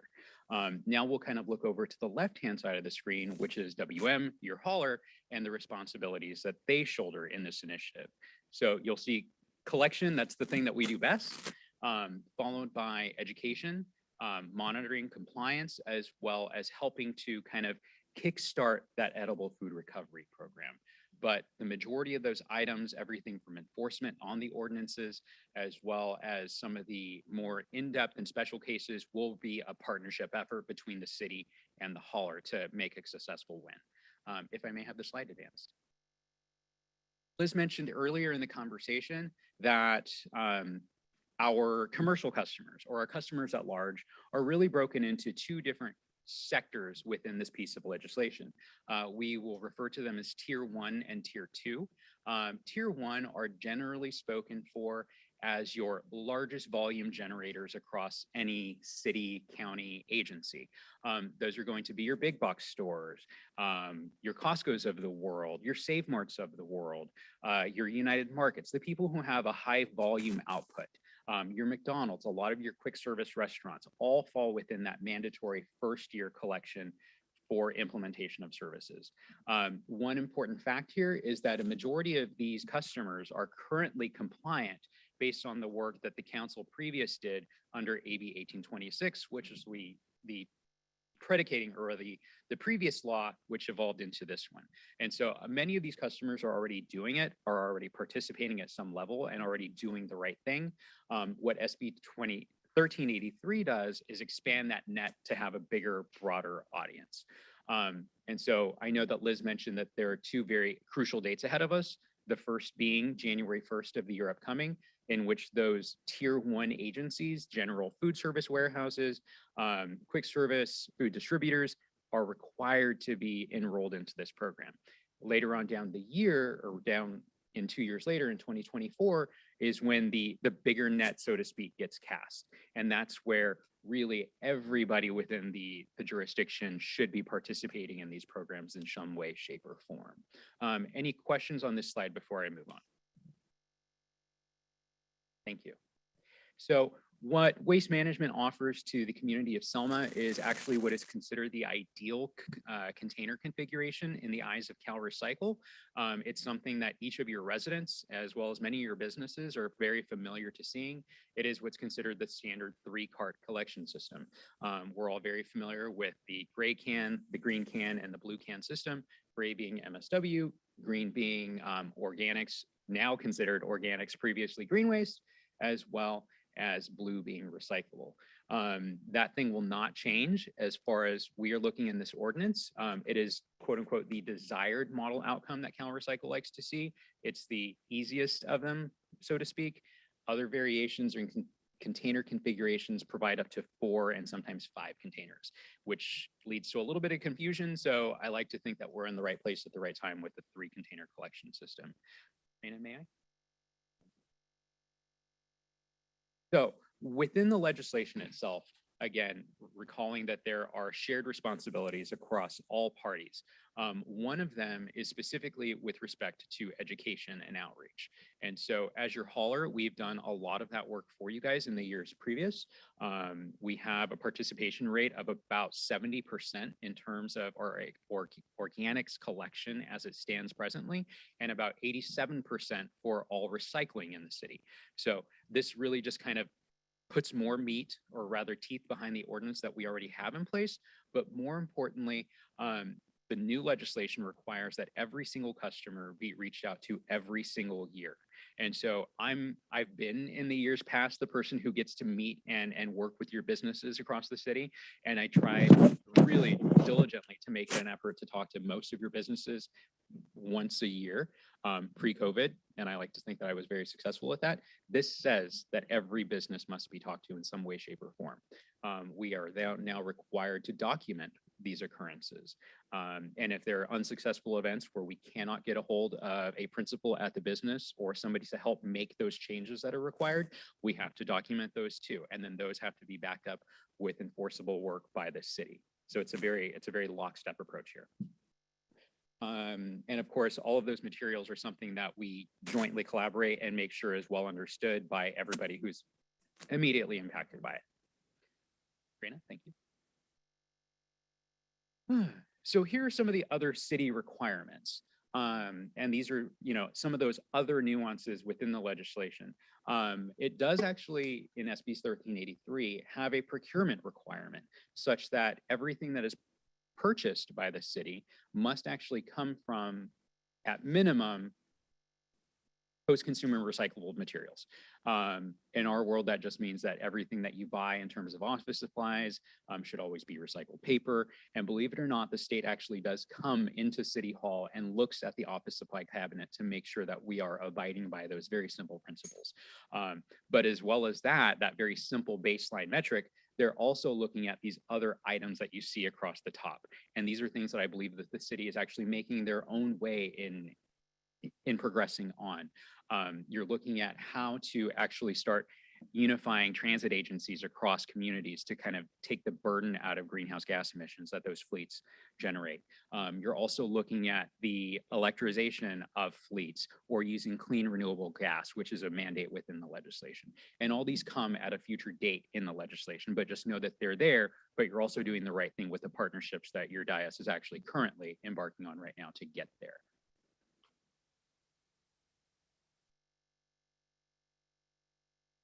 Now, this is the quote unquote fun part that I will refer to.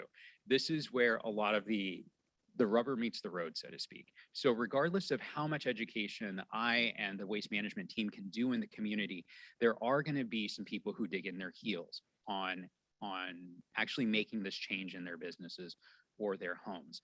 And effectively what this ordinance does provide is a very clear path for the hauler as well as the city to really start making those changes across the community with the customers that need it. In the citation that I gave you previously with about 68 and 80 something % compliance or participation amongst your community with recycling initiatives already. That balance or that challenge to 100% is where we've just had problems previously, where things are unclear to city staff or even on our part where we can't necessarily implement a program. But this ordinance really does take the gray out of that and say, unless you generate less than 20 gallons of organic waste, which is that size of a trash can right there in the corner, you must participate in these programs. No ifs, ands, or buts. There are exemptions that are issued, and they are permitted for space constraints. It's picture if you vacation at all, the lovely town of Solvang has a very, very significant space constraint, and CalRecycle knows that this is an area that they should probably address. The space constraints that we have here along downtown Selma, I don't think are going to make that level of concern for CalRecycle because there's adequate room for our trucks to pass through, as well as a little bit more room for a few more totes and cans as needed. But these are those items that are necessary to kind of hash out in the upfront so that this timeline is reached realistically. As Liz mentioned, with the turnkey on January 1, we're kind of in this outreach and implementation phase, meaning that assuming that we get good direction from the council to continue moving forward in these conversations and have a goal of January 1 to have these programs implemented, we can start doing our job to make sure that that first initial touch with each customer is had at the earliest part of next year, because it really is going to take a village at this point to make sure that the message is understood.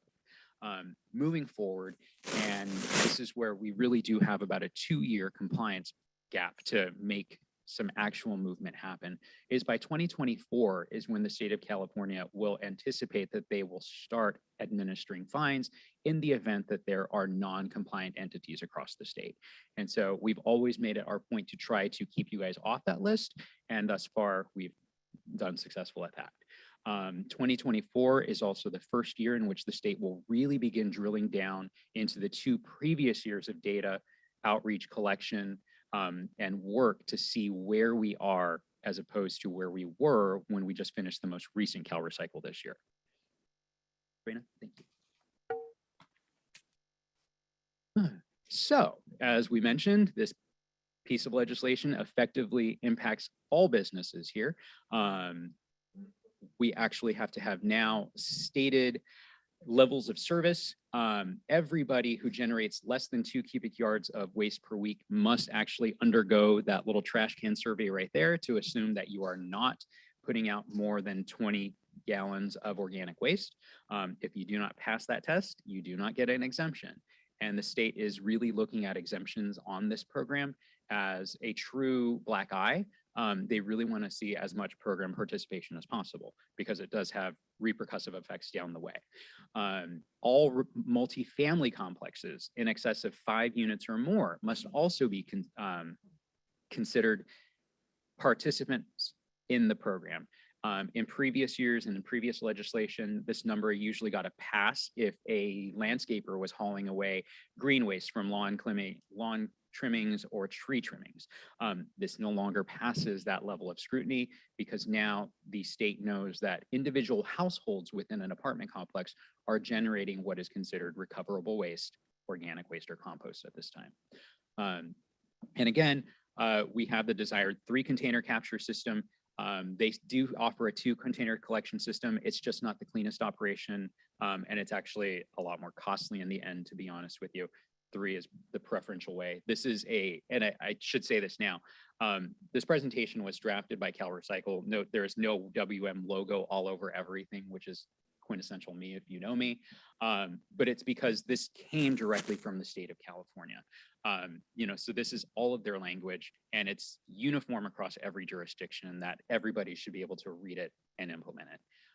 Raina, may I have the next slide? So here we are kind of in the final stages of ordinance adoption. And so what we're asking for today is the direction from council to actually begin embarking on this process.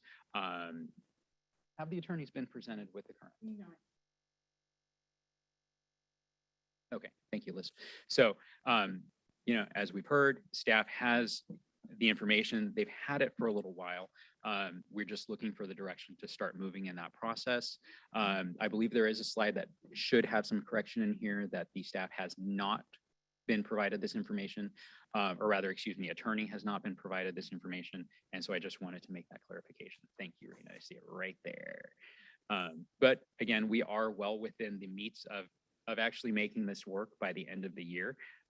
Liz and I are having these presentations and discussions across the areas that we serve. So you're no further behind than anybody else at this point. We're all doing it together. Have the next slide. Go ahead, Mr. Trujillo.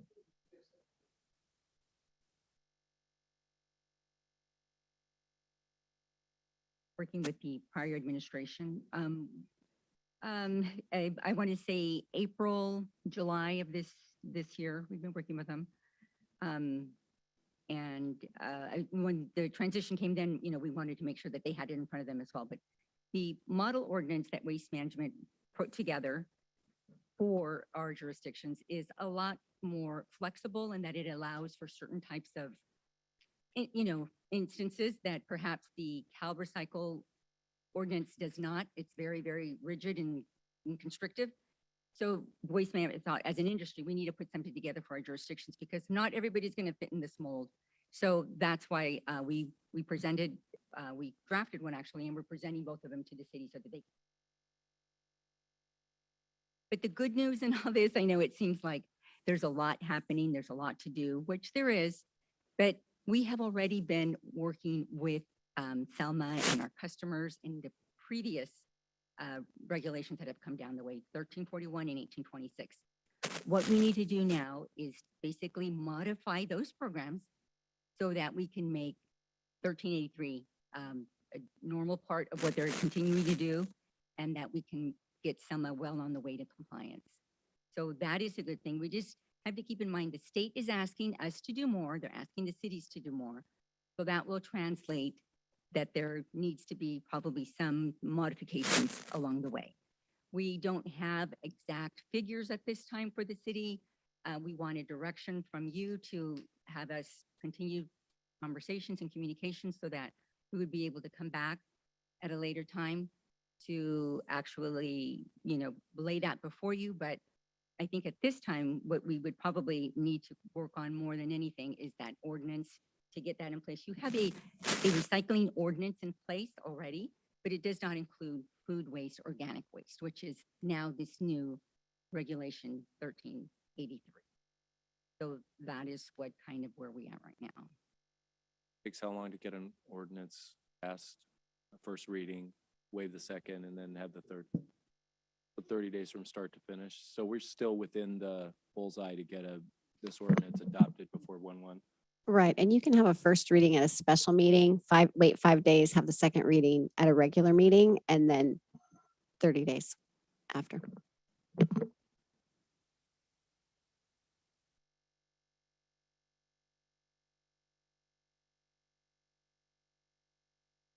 I have a question that don't pertain to the ordinance. It pertains, Michael, I have a question for you.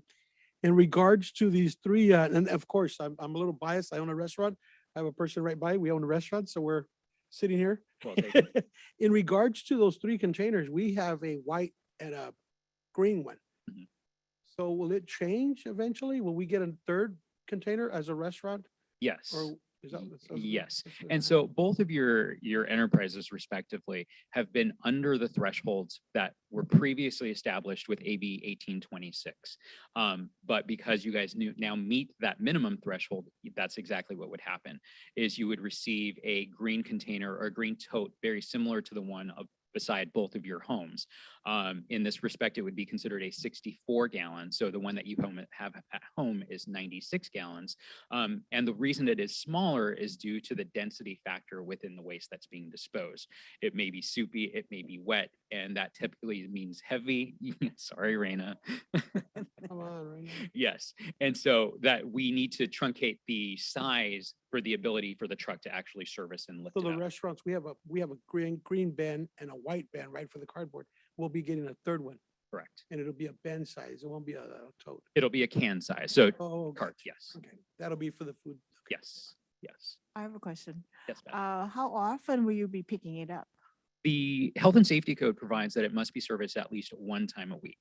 And that is because it is putrescible waste by the time that you put food in it. If it were just your green waste can, it could go for 2 weeks. But because the food element is captured in it, it must be serviced weekly. Once a week, huh? I think that's even a little tough because you imagine a hotter summer and the week, all that food out there, it's not good. It isn't. I don't know how to solve that one. Basically, you don't want it in any plastic, right? You just want the food thing in there, and I've seen it. It's not good. It's unfortunate. It's a dirty job. I mean, you as much as I know that the restaurant industry is, you're in there with your sleeves rolled up just like we are. Yes. Yeah, and it's unfortunate, but that is the case. But it's San Francisco's climate is much cooler than ours. But the city of San Francisco has been doing this quite successfully for years.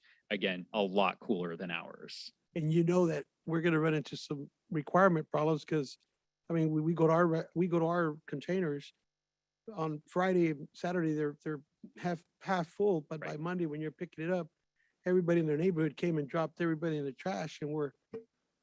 Welcome to waste management problems, Mr. Trujillo. Welcome I'm to the like, family. I'm the man of the hour. Thank you, Michael. That's it. Any other questions that we can help provide some insight to Well, based on the content? Will that be an additional can? Will it chart? Will there be an additional cost to restaurants and those folks who have to utilize the additional container Yes. Yes. and the additional pickup of once a And week? may I remind Mr. Robertson that your customers in Selma who are currently compliant with the food waste program are currently paying an existing food waste They charge. won't see an uptick in costs 1/1/20. Again, we are trying to look at what the financial looks like for that. We do not anticipate that it will be a humongous But undertaking. if it is, you'll propose an amendment to the existing contract between the Yes. city and waste management. Yes, we're going to have to amend the contract anyway to include some of these components. So we will be updating you as we move towards doing that. Right now, the immediate thing is to get the ordinance approved. Are you looking for direction from council to move forward with the model ordinance? I mean, it's pretty This is more clear of we a have information to. item, but yeah, consensus to move forward would be great. Can we give Yeah. a consensus, city attorney? Okay, Could we get that information to the attorney as quickly as possible? Absolutely, yes, we can Yeah, get that to you. good with that? we'll work on it. Is there a I do have consensus some to do that? questions, though, but yes, Oh, I sure. do have some questions. Yeah. So I actually participated in in CAPO, which is, Central Valley chapter of public procurement officials, and this was the topic. And that was the topic. This was the topic, and I had a lot, me to education, because I can't even get my kids to throw out the trash the way it's supposed to be. And I even have a bin inside the house that says recycle and, but one of the questions that did come up was, and this was a written policy that we'll have to have with you guys, is the plastic. The plastic bags to throw the edible waste. Is that going to be something that they can do to throw? I mean, are you guys going to be able to accept that? So Or that how is this one on? Yeah, Yes, it's on. okay. So, compostable plastics. compost? It's an issue. So for our processing standards, you may use compostable plastics, but they must have a minimum 15-day compostable rating on them. So that means that the material that is plastic-based that is going into the organics capture must have a 15-day dematerialization. It's fairly standard at So this like point. the plastic bags you get at your grocery store or any place else are not acceptable in that way. Question. But paper bags are. Yeah. So if everybody starts saving your paper bags, anytime you get a paper bag, you can put your leftover food waste and then that can go into your green waste. Yeah. It's Sorry, Reina, but that's like wet stuff is going to go in there, and that's I know. And the biggest, I guess, difference between what we had seen up to this point was 341, 1826. They were, you have to have these services available. Calvert Cycle said you must have these services available for your customers. This regulation is saying you have to have them available and you have to enforce it. And this one By a doesn't have the certain enforcement. date.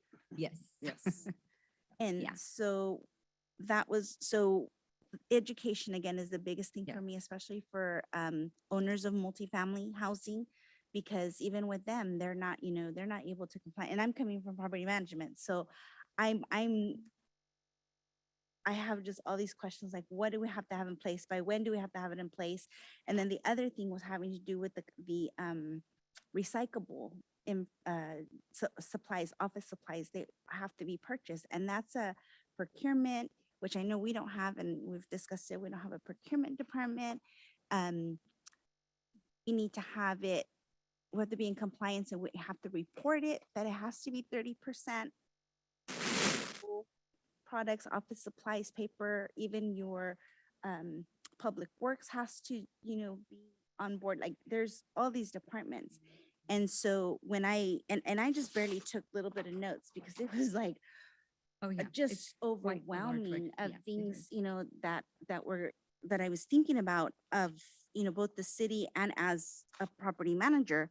And I'm looking at the timeline and I'm thinking that's like best guess is 75 days implementation, and we have a 30-day requirement. And so I'm Yeah, I know, have a you're lot of looking work at to these do. dates and, key dates that we have to keep in mind, but also remember that we have until 2024 before the state really comes down and starts, looking at it with a fine tooth Finding comb. them. So we do have a little time, but we do need to move this along so that we can at least get our ordinance in place, get that education out there, let people know, we have to meet these mandates. We need to work together. We're in on this together. It's not a Selma thing. It's not a waste Yeah, management thing. it's a California. It's a California thing. Are there other states that are doing this, or is California the only one? You don't know? I mean, I You're don't know if you have that California, and information of or course, not. highly regulated as we are, this is. California is very unique. Yes, we are. And then one other comment concern is I've seen posts on Facebook. I've had people call me about their garbage cans that they're broken. And so are you guys going to be going out and replacing those? Is there going to be a different, what's the timeline? What does that look like? That's a very good question, and thank you for bringing that up. When we acquired Selma Disposal in 2016, that was something that between the city and waste management, we had discussed. The lifespan of these garbage cans with Selma Disposal is coming to an end. We were hoping that by the time that our renewal came up, we would be able to work something out with the city, work something out with our customers so that we could purchase, cart standardization. Of course, there's a cost with that. And, spread that out in a longer term so that when we are looking at costs, the customer is not highly impacted to begin with. But we know, and we do understand that the carts in Selma is an issue that we definitely need to look at. Again, we're willing to come to the table with the city to look at all options, amendment of some sort that we would be able to do, an extension, whatever it would take so that we could then, address those matters and have you in compliance, and we can continue to service the city of Selma. But good, I'm glad you brought that up because that's, we get those calls pretty much on a daily basis. Okay, did anybody have any questions for Waste Management tonight? Clerk, do we have anyone on the line who'd like to ask a question? As a reminder to the callers that I have online, please use *9 to be added to the meeting queue, or if you're using Zoom, please use the raise your hand feature.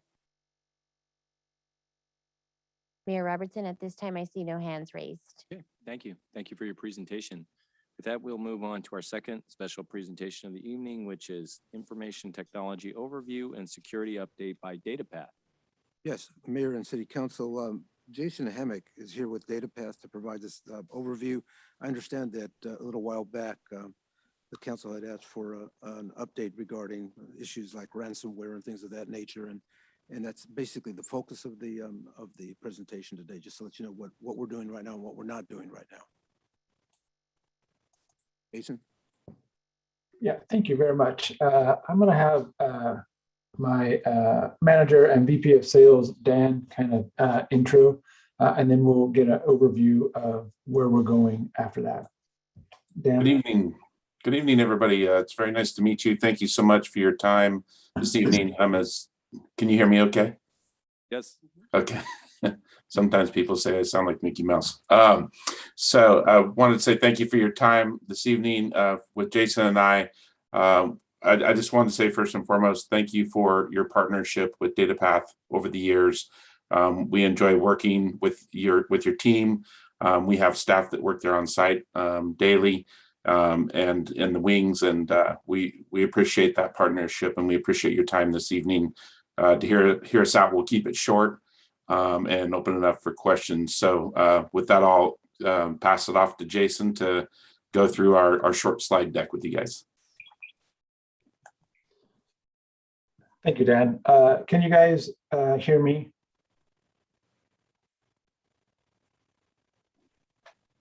Yes. Yep. Okay. So first, I wanted to kind of address the slide order. Raina, do you have the slides? Could you put up the slides? Let's see where we're at. And then can you go to slide 3? We're going to change the order a little bit. So we're doing slide 3 first, slide 2 second, which is managed IT services, and then we'll finish with managed security. So, and then just to kind of address questions, since we're going to kind of do quite a bit of information up front, we'll have some space at the end to do questions. So with that, I'll start with desktop support. So currently, DataPath provides desktop support for City of Selma. We've been doing that for quite a few years. Currently, we have a support tech that is on site up to 2 days per week. That is strictly focused on end user technology issues. And it is something that we handle face to face. So our support tech is backed by a 50+ DataPath team. So if he can't address those issues, then we also are able to escalate that up to our team. And with that, we also have a monitored ticketing system that City of Selma, the employees don't really get to see this. They actually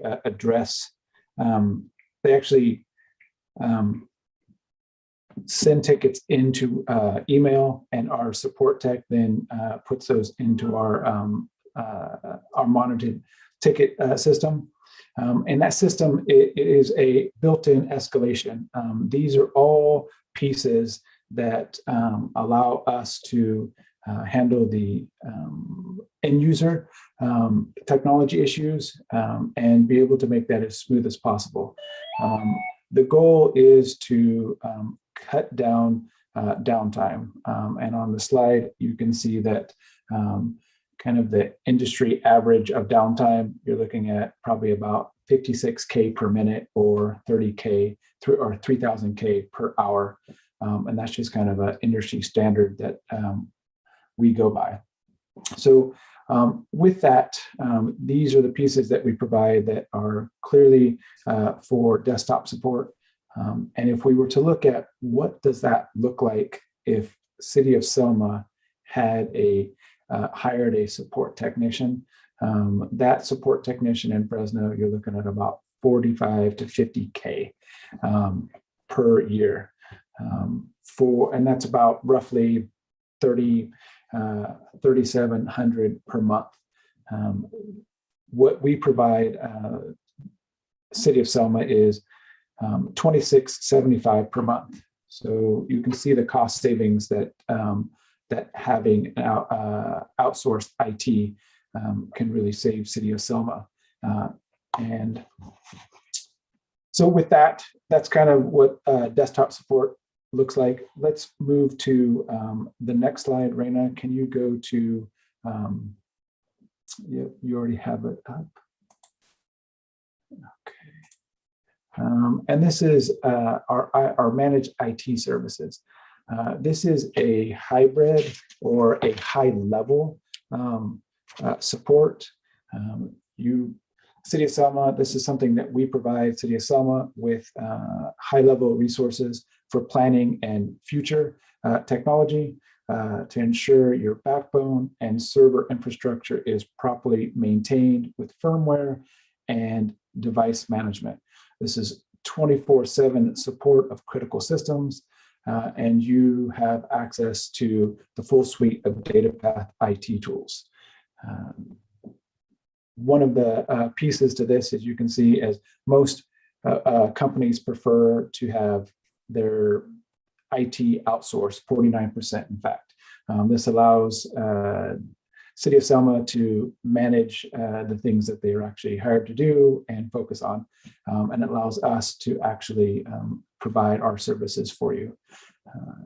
If we look at the cost of what we provide and what it would look like for City of Selma to hire a chief technology officer or a CIO, you're looking at about $150K average. And if you put on the tool set that we offer, you're looking at another $5K per year, which generally breaks down to about $13,000 per month. We have been providing this service to City of Selma for a very long time, and what we charge is $5,675 per month. So this is the two pieces of our offering, and the next piece I'm going to roll over and let Dan kind of provide a security overview of what we do and what we can do. So Dan, go ahead and take it. All right. Thank you, Jason. Just to add to that last slide that Jason was speaking about, the big key to that hybrid support piece is that you're getting expertise from multiple people, multiple engineers and different competency levels, right? So if you need an email expert, we provide them. If you need a network expert, we provide them. If you need a server expert, we provide them, right? And you're getting it all from that same cost. So rather than finding, what we call a unicorn, which is somebody who knows everything about everything, we have all of those people under staff under that low monthly rate. And when you need those people, you can ask for them, or if we see them as needed as part of our ticketing system, we just apply that expertise to resolving the issues. I just wanted to clarify that with you real quick. So moving on to the managed security services. So as Jason mentioned, the first two pieces, the desktop support services and the managed IT pieces, have been the items that we've been doing for you for a number of years. And over the last, I would say, year or so, we've been working close with city management to implement security pieces, layers in the environment to ensure that the city is protected from the latest ransomware and malicious intent out there in the world these days. And so that started the last 2 years with just equipment upgrades, operating system upgrades, all of what we call the essential maintenance items. I equal that to the door locks on your doors at home, right? Making sure that those things are functioning properly. And those are just an item of maintenance, but they also provide a little bit of security. But the next level of that is what we call managed security services. And so this involves actually layering in additional items to protect the city, higher level firewall management, security log monitoring. You can see the items listed there on the right-hand side. I won't go through all of them, but it's really a multiple layer approach. There's no silver bullet to security, right? There's no one thing you can do and you can say, if we just do this, we're completely protected. You want to protect the perimeter. You want, to keep people out of the network. You want to train the staff to make sure they understand not to open up emails that may potentially be malicious. You want to make sure that you're monitoring internally for any activity that's maybe not appropriate, such as let's say somebody from maintenance that's getting into financial documents. Why are they doing that? Most of the time it's not them, it's somebody else acting as them. And then it's testing the staff on a regular basis to see if we have, individuals that are, happy clickers and like to just click on links, and identifying those and making sure that we're training all the staff to spot simulated phishing emails and those types of things. And then the other piece of it is monitoring the dark web to see what type of users information is out on the dark web. So, we use all of the staff's emails, and we look and make sure that we don't see any activity out there, such as people selling lists of staff members or potential passwords of staff members, things like that. And then identify those and immediately address those issues. All of this is handled by our Security Operations Center. We have a fully staffed security team. Our lead security engineer is an ex-NSA member, and so he's very aware of the types of things that are possible in the world these days. And we follow the recommendations of those organizations. We have a connection to the FBI and Homeland Security Services in relation to events that occur within the Valley. And so we're very deep into the security world and what's happening, and we're actually on lists as well for firsthand knowledge of events that are occurring before they hit public information. So it's definitely an area that we can assist and want to assist the City of Selma with. The services we're proposing are $2,800 a month.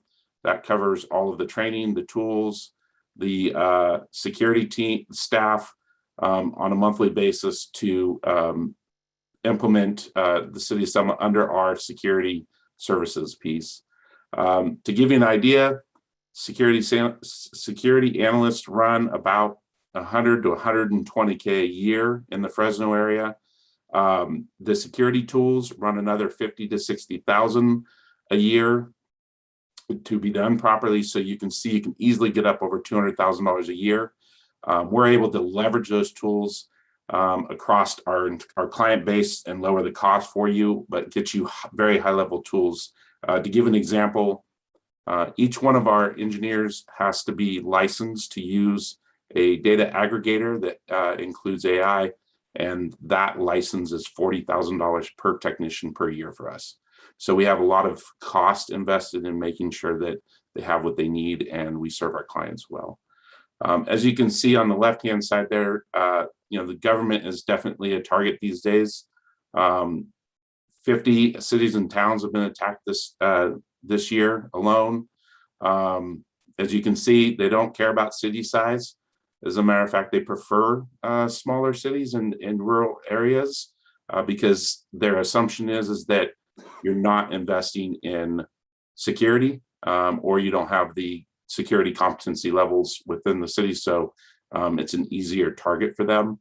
And in all those cases, ransomware is typically the target, where they lock up your systems, they grab your data, and they hold it until you pay a fee for it. So that's in a nutshell the security offering and the piece of the puzzle that we're providing to you for your consideration. Thank you.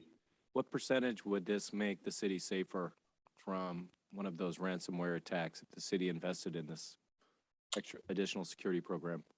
I know that nothing's 100%, but what percentage would it strengthen the city? Well, we see that when you just train staff alone to spot phishing emails, because staff are typically your weakest link, right? So you see a 90% improvement in your security when you just teach staff alone how to spot malicious actors and emails. And I know I have experience with a municipal agency that got a ransomware, and they wanted to pay it, but when they went to pay in cryptocurrency, they couldn't figure out how to pay in cryptocurrency, so they just let it go. And finally, it expired. It must have been a bot or something, Mm-hmm. and they just went and bought some more computers. If the city had a similar attack, I think we've asked this question before, is the information backed up through data path where there's no central system at this point that they could lock up these ransomware people and stop the city? Could it be retrieved? I know it would take a long time, and I saw that, cost per minute of being down, but could that happen if the city did face something like that? Yeah, absolutely. So we have implemented what we call the 321 system in the city of Selma that has multiple copies of the data, both on site and then copies of the data off site with a protected pipeline between the site and where the data is stored. So that way, if let's say the location where the data was stored in Selma got eliminated somehow, whether it was stolen or let's say burned down or any of those things, we would be able to recover all of the data from a data center outside the city and restore it once we were able to put the systems back in place that handle that data. How often are you backing up our system, or how often are we backing up our system? So we have incremental backups daily. They increment and back up about every 15 minutes to a local server. So we have the data within the server. We have the data then on what we call a network attached storage device, and that incrementally backs up every 15 minutes. And then from there, that data is backed up to the data center daily. And that data is then just a portion of the data. So, right, it just adds or deletes what's ever changed in the data every day. That way you're not completely taking out your internet connection with moving a whole bunch of data offsite every day. It's just doing incremental updates to that data. Jason, do you have anything to add to that? No, you actually summed it up well. 321 system is really the standard, and that's what DataPath does. So yeah, you kind of summed it up, Dan. Thanks.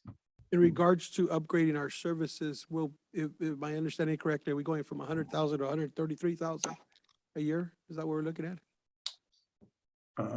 No. Is that right, Jason? $11,000 for these guys. Well, Well, were we up, well, as your presentation was asking, we would be upgrading, we've been doing a 5675 and a 2695. We would be upgrading to 2800, correct, or no? Correct. Yeah. I was just doing the math in my head real quick. Yeah. Yes, you're correct. Yes. You're actually, if we took on all three services, we would be actually moving from 100,000 to 133,000, correct? I mean, that's correct. And to give you an idea, prior to the start of COVID, we actually had a technician on site 5 days a week. And at that time, we were budget conscious and wanted to pull that back. So this is essentially making better use of those dollars that you were spending at the beginning of 2020, right? And implementing them in a way that we personally think serves you better.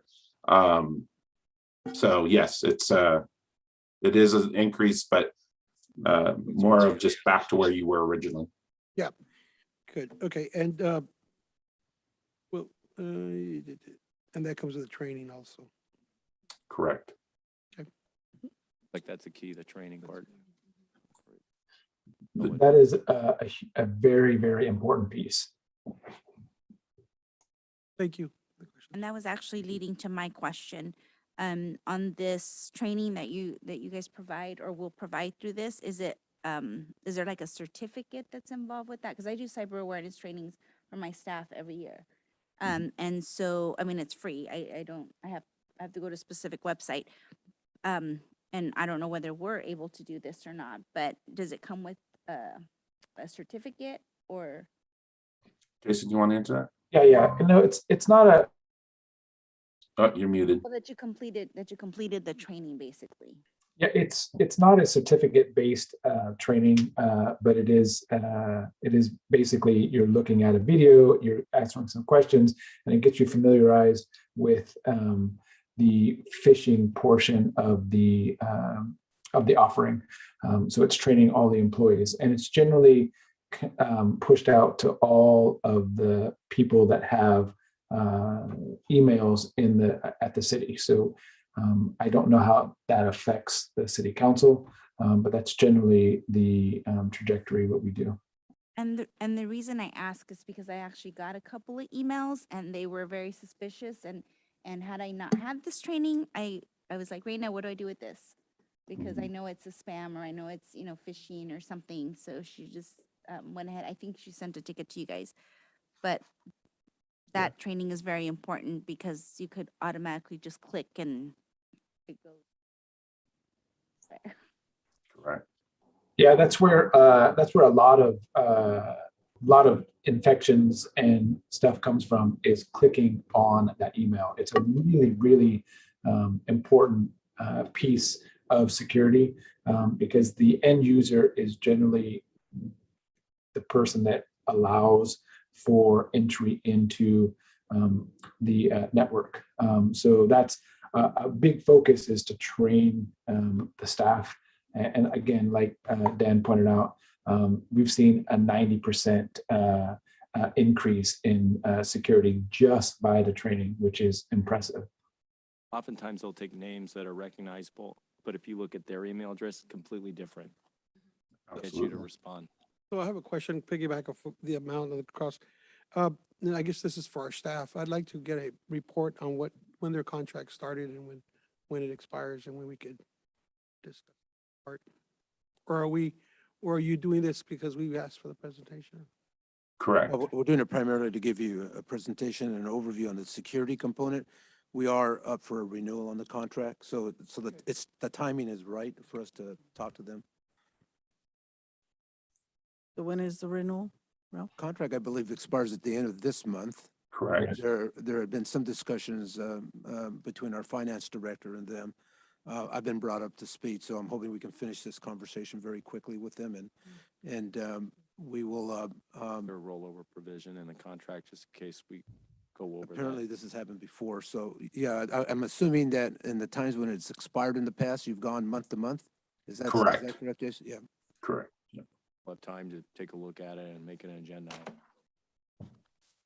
And Jason has provided that to city management already. They received that on Friday. So you have it in hand with the breakdown of this. It incorporates this new proposal. Correct. Component. Okay. Correct. Did anybody have any questions tonight for the cybersecurity folks? Sure. Sure. Louis Franco, 1064 Mill Street. You mentioned earlier that the city's local storage is first saved on a auxiliary NAS storage unit, and it is incrementally sent up, and it is the database is upgraded or appended as incrementally, correct? Correct. Is that stored on in a local data center, or is it a cloud-based data center? It's a cloud-based data center. We prefer to do that because they tend to have geographic redundancy. So if, let's say, we were to have a catastrophic event on one side of the United States, their data center has redundancy in another part of the United States. So we found that just to serve our clients better than having, let's say, a data center in downtown Fresno. Yeah, no, thank you. You answered my second question, whether it was a redundant-based storage. So thank you very much. You're welcome. If anyone on the line who'd like to ask a question? As a reminder to the callers that we have online, please use your raise your hand feature and you will be called, you will be added to the meeting queue. Mayor Robertson, at this time, I see no hands raised. Great. With that, we'll bring it back to council. If everybody's good, we'll look for that renewal contract as a future agenda item. Thank you. Thank you, guys. And with that, we've been through three kind of dense presentations. Now, why don't we take another 5-minute break, and we'll come back at 7:25 and get into the rest of the council meeting. Thank you. Thank you.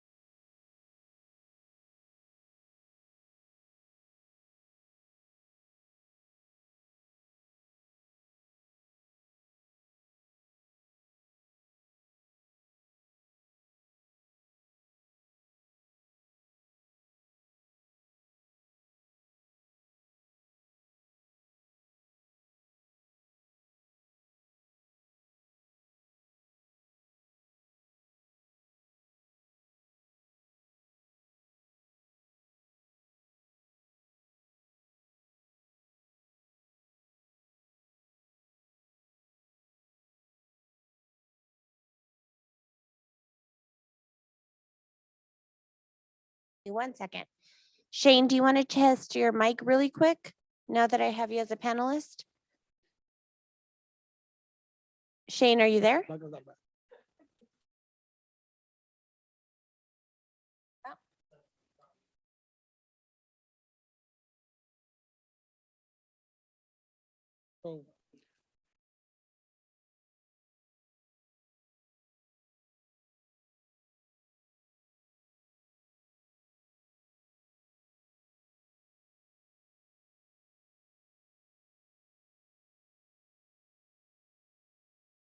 Hey, Shane, do you want to test your mic really quick?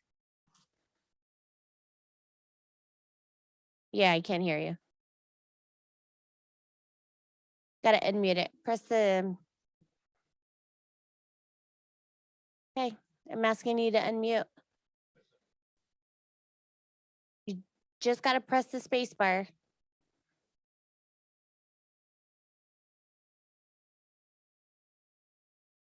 Okay. Yeah, I can't hear you. Do you see the little note coming up? There you go. Can you hear me? Okay, I can't hear you. Everybody ready? All right, we're back in session. We'll kick it off with a consent calendar. All items listed under the consent calendar category are considered routine. The complete consent calendar will be enacted by one motion by roll call vote. For purposes of discussion, any council member may have an item removed from the consent calendar and made part of the regular agenda.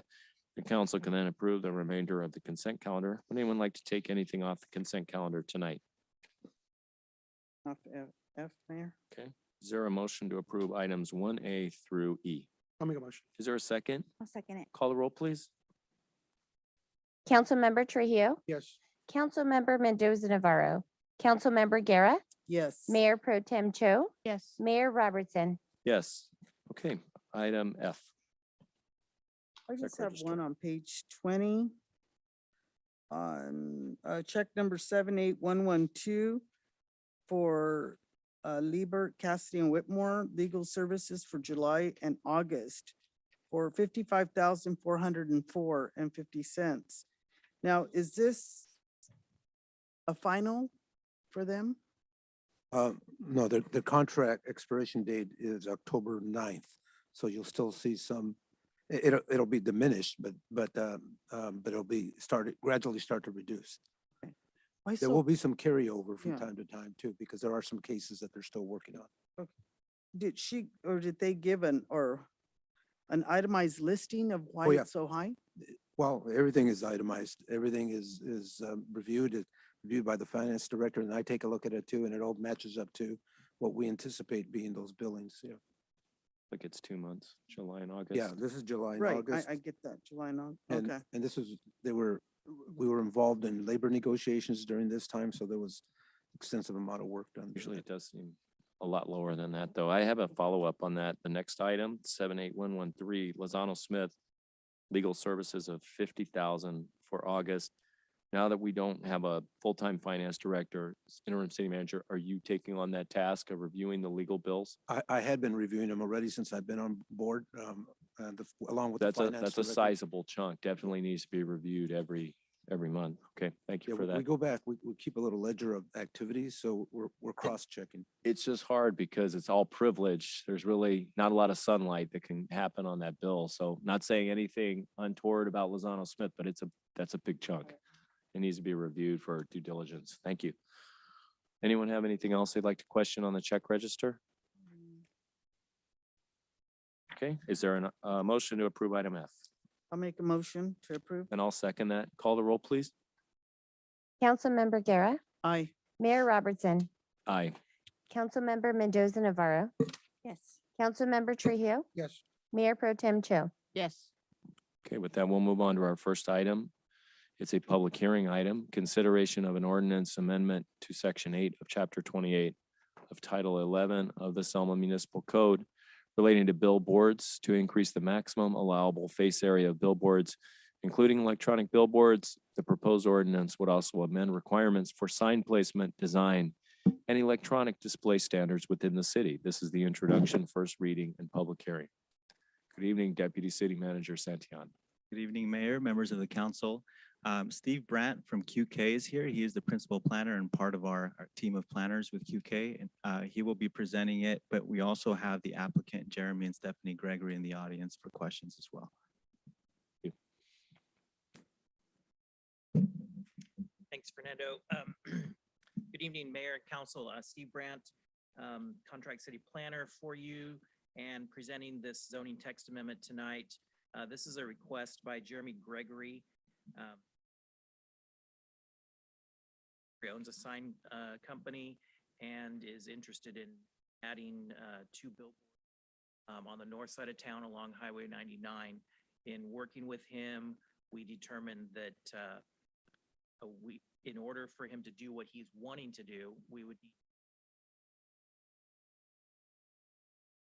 our ordinance as a pertains. That is what this request he's making tonight is. And so I'm going to go through the ordinance and then options are in taking action on them. So the applicant wants to construct 2 or off-premise signs that exceed the current size and height requirements of the Selma.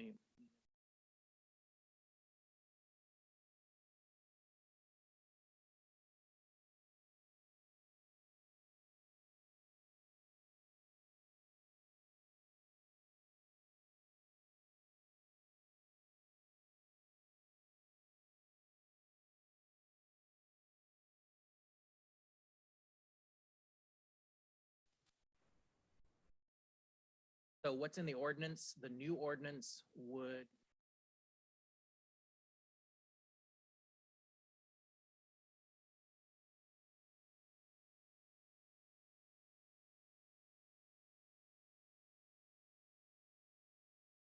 after this ordinance change. Maximum height for billboards.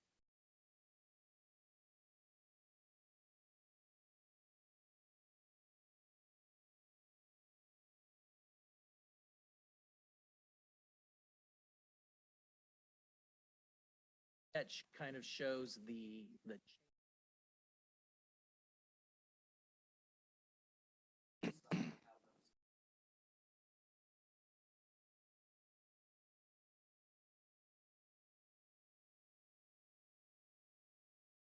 partially by the applicant and partially by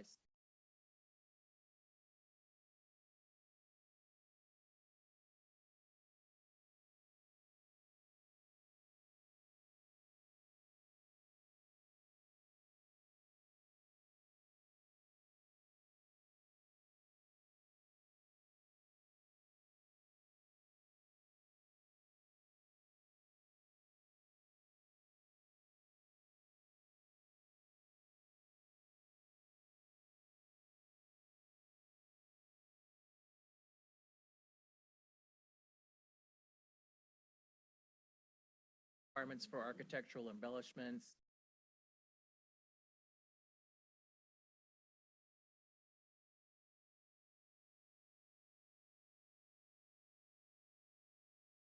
Regulated by Caltrans. They have very requirements about how often they can change, the brightness of the signs. Our ordinance requires that you have to get a permit from Caltrans, then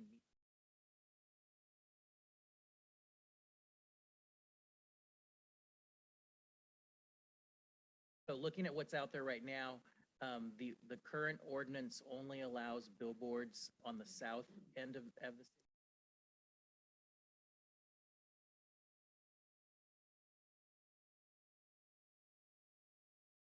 southeast.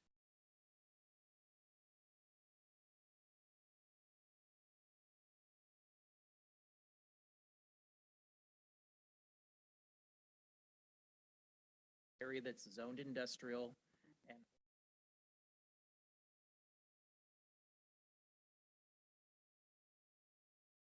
But it's two-sided, so you could see it from the other side too, would be right? two-sided, so you could see it from From the southbound, but southbound. it would only be on the.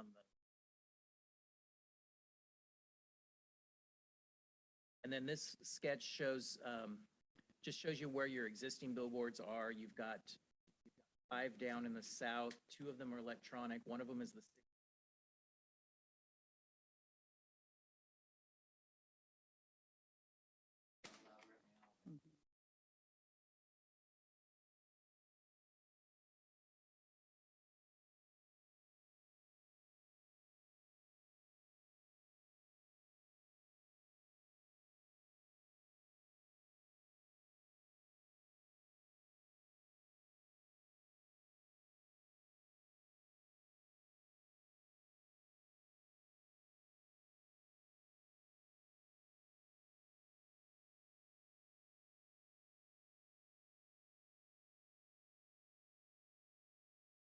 Your options tonight, you could approve the text as it's proposed, and this was what the Planning Commission's recommendation is to you. Deny these changes, and we would enforce the current code as it is. Modifications to the text of the amendment. Open up the location, but not increase the size, or I want to increase the size and the location, but I don't want to allow electronic message signs for billboards. So you have options on how you want to do it, and we can modify the text amendment based on your direction and then bring it back for the second reading. The applicant is here tonight. He can provide more information and during the public hearing process. So this is a public hearing, so unless council has any pressing questions. A question in regards to the conditional use permit. At one point in time, when we get to, when we're addressing the new zoning update, will that be one of the topics we'll be talking about and fixing that? Or will it be, every time somebody comes with a sign, will they be coming and using a condition? The conditional use permit requirement is only for billboards. So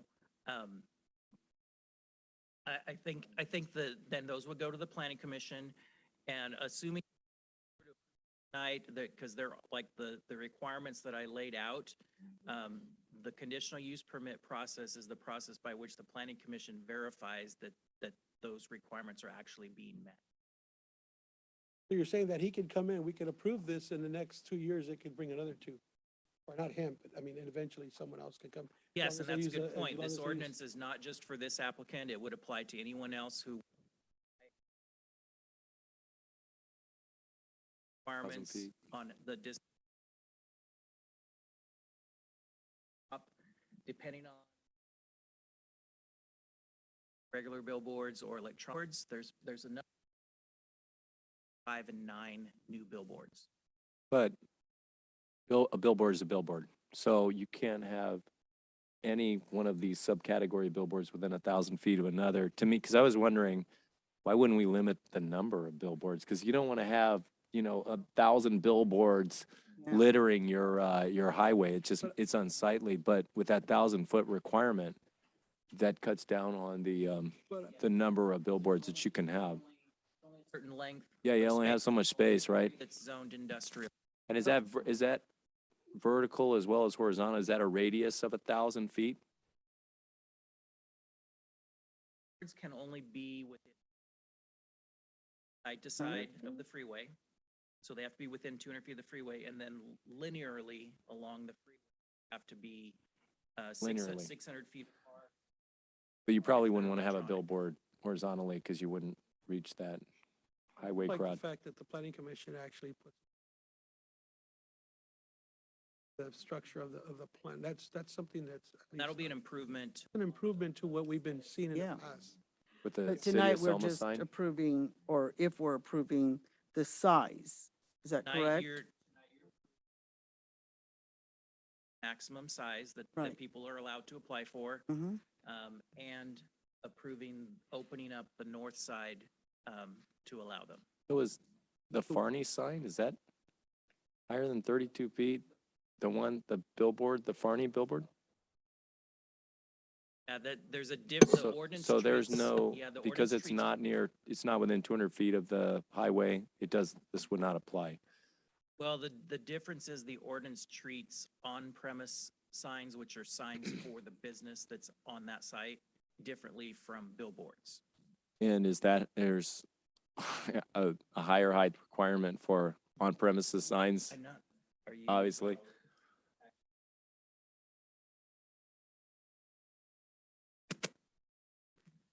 I'm not sure what the criteria that was used for the farming. On-premise signs have different requirements than off-premise. We don't specify electronic signs right now for existing businesses. So, I don't know. I've been trying to get that information as to what criteria was used for the Farneys. The point is billboards are off premises, so they're not subject to the control. So you have to have more conditions in place from the city as opposed to on premises, which is more within the control of the business owner. the logic. So when you state that you've been doing more research and wanted to get more information, do you feel that you have the proper information to try to do a presentation or follow through with a presentation we have now, or would you rather want us to table it till you get that information? Yeah, so the research was more on the on-premise signs, which this wouldn't affect at all. You know, if it's the council's desire for us to bring back potential changes, I mean, we could look at it through the zoning ordinance update that we're undertaking at the moment. But this particular one, since it only affects the off-premise signs, wouldn't affect the business signs at all. Yeah. All right. With that, we'll open it up, the public hearing to public input. Would anybody like to step up and say anything? I know one person would. My name's Jeremy. Me and my wife own West Coast Billboards. This is my wife, Stephanie. And we just actually built our 50th billboard. So we're very proud of what we've done. And was in the city of Visalia on Mooney Boulevard. It was an LED sign. I was listening to the gentleman's questions or your questions about the spacing in between the billboards. Caltrans does regulate what's the content of the billboard, the spacing of the billboards, and some landscaped areas, on and off ramp areas as well. So there's a lot of scrutiny on. One of them was the 5 to 9 billboards that would be allowed in this area. We've counted 3 that we've identified that will work. Will they work with property owners? Maybe not. There's a lot of moving parts that go into placing a billboard on a property. There's a lot of research behind the scenes when we find a good location. The height, one of the reasons that we're asking for the height is our experiences are we have some smaller billboards that trees block the billboards. Vehicles, as you're driving, block the billboards, and a lot of our advertisers complain. You know, people like to complain in general sometimes, but we want to give them the best product that we can and best location that we can. Another thing that was my idea, which is not out there, was putting the city seal on it. You know, trying something a little different, making it more attractive, not just your everyday billboard with a pole and they got the sign on it. We wanted to make something that's attractive as you're driving by. You know exactly where you're at on the freeway and where you're heading into. So it's going to be not an eyesore, but an eye attention. If I sound a little nervous, I am, okay? I'm winging Doing this. great, Jeremy. I'm doing the best I can. I thought this would get easier. It doesn't. Every time. Are you it's like sure my you're just first not time. cold from Pardon? the I AC? am. My hands are freezing over here too. That could be changed. Thank you, guys. Thank you. Any questions? I do the best I can. So if I'm understanding correctly, tonight we're just voting to allow someone to get a CUP, but it still has to then go to the planning commission. They have to review the actual billboards themselves. This is just saying, hey, you can apply for a CUP for up to 55 feet in height and 300 some odd square feet. So we're not deciding, we're not approving or disapproving of any particular billboard tonight. Is that correct? Mayor, that is correct. You're not approving a specific billboard tonight. What you're doing is approving the bill. Right now, if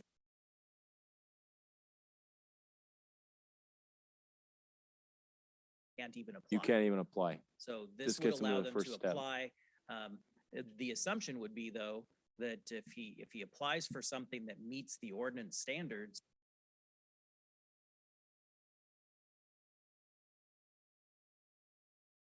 I have a quick question, Fernando. Do you, if we're gonna be approving this, so we have reviewed it and we feel, how do we feel about this ordinance here?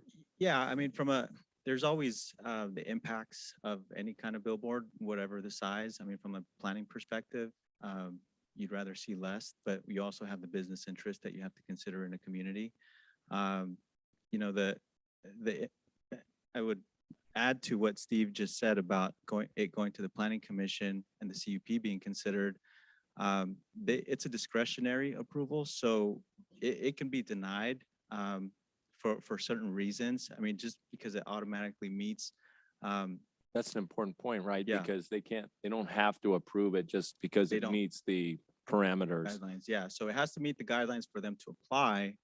If they want to approve it, it has to meet certain findings, but if they don't want to approve it, then they don't have to. And it doesn't increase the city's liability if the planning commission would deny it for reasons outside those guidelines. That's correct. It would Okay. be fully at the discretion of the planning commission. Yeah, but to answer your question, Councilmember Trujillo, it's just a matter of what kind of impacts it's going to have to the residents. This is, there's not necessarily any residential in the surrounding area. I think the closest is on Dinuba and Golden State area, but you also have to consider future development, and if there's any future businesses that are going to develop in those manufacturing, those M1 zones, and they're going to want signs along the freeway, how is that going to conflict with what's already there? So things to consider down the line. Definitely. I do have some questions. Can we just close the public hearing? City Clerk, do we have anybody online who would like to give their input during this public hearing input section? As a reminder to the callers that we have online, if you wish to speak regarding this matter, please use the raise your hand feature and we will add you to the meeting queue. Mayor Robertson, at this time, there are no hands raised. Okay, thank you. With that, we'll close the public hearing and bring it back to the city council. My questions were more on, so this is going to be an electric sign. And Caltrans has their rules that what things can go on there. So as far as, do we have any say as to what type of, is it, I'm assuming it's an advertisement and somebody pays just like the one that's on Floral and Golden State? Is that the type of sign that they're looking at? I'm gonna look at an electronic sign. What the applicant has told us is that they intend to apply for one electronic sign and one regular billboard. So the electronic signs are regulated by Caltrans in terms of the brightness. There's regular, it gets very technical. The brightness standards change depending on what time of day it is. They also regulate how often there can be change. They don't allow animated signs, which is like move. They allow it to change. I think it's every 8 seconds. They allow a change. So, and that's for traffic safety. So, they also don't allow them in residential areas, which our ordinance doesn't either. And So we have them on Whitson. it's actually a benefit because I wouldn't want to have to write all of that technical regulation into your code. So we let Caltrans deal with the technical issues of brightness and things like that. They also have requirements for if the sign malfunctions that it needs to be.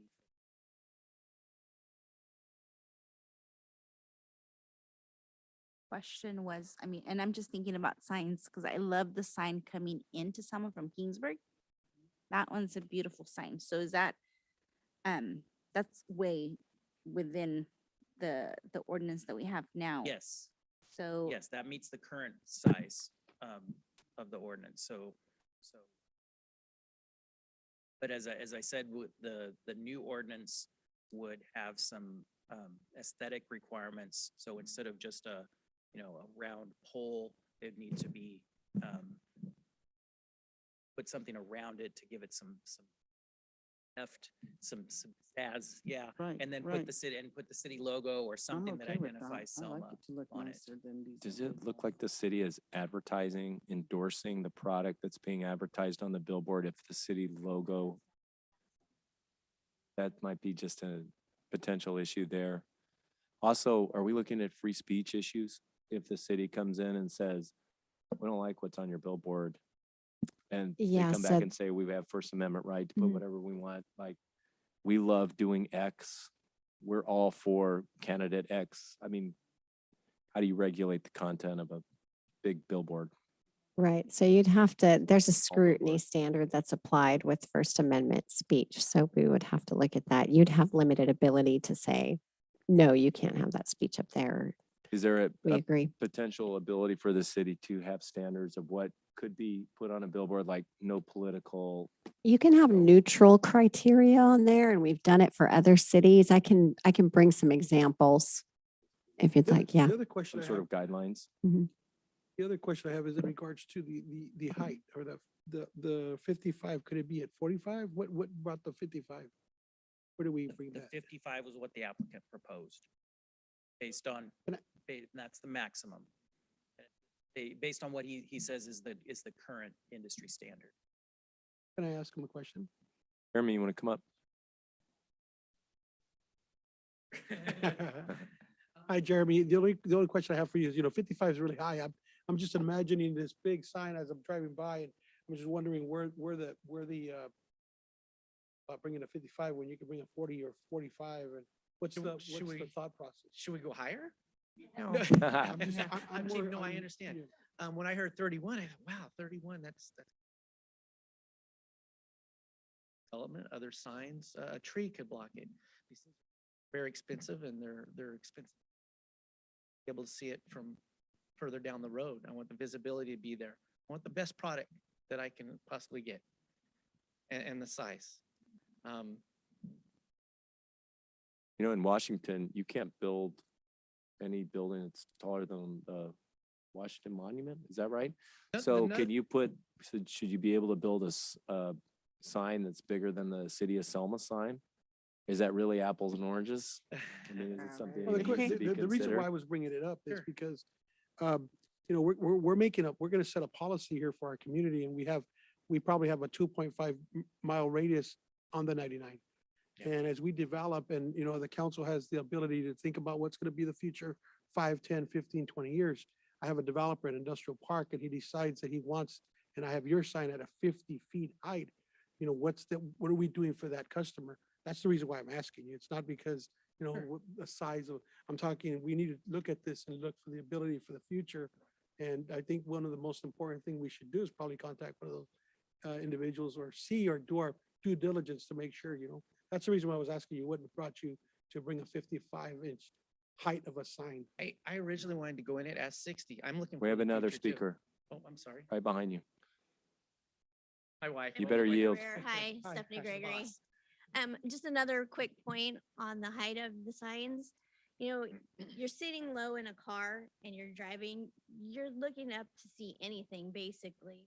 So picture yourself in the car and there's a big diesel side by side with you or just in front of you. You're really not going to get the full effect. It might cut all the sign off or it might cut it in half. It's just, it's away from the full effect of the sign. Your advertiser wants to be seen by all, not So, just half the time. Is your name Stephanie, you said? Stephanie. Stephanie, hi, Yeah, pleased to meet you. hi. In regards to you said you had 60 signs, 50 signs, and 50 signs, how many of them are 50 feet? Probably 80%. Yeah. That's really That's the standard size for industry you. standard. I mean, if you're driving down These the are questions freeway, we want to ask, is why?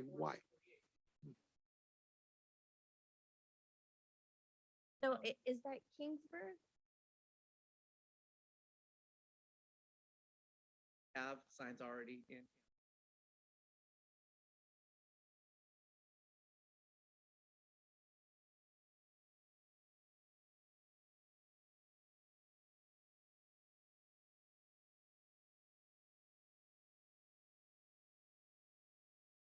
Right. Is that the Farney one? The Farney Is is that way 50? taller than 55. Yeah, So I thought so That's an too. 85-foot sign. So, Way down the road, you see Yeah. the flash. yeah, you do see it everywhere. They did a good job. We appreciate it. So that's 85 feet. So that's 30% higher than this would be proposed for 99. Selma's is pretty high. So if you go to The Fresno Selma at Auto all, Mall. those are basically all 55-foot tall. Setting a standard. I do a lot of driving. I'm a road warrior.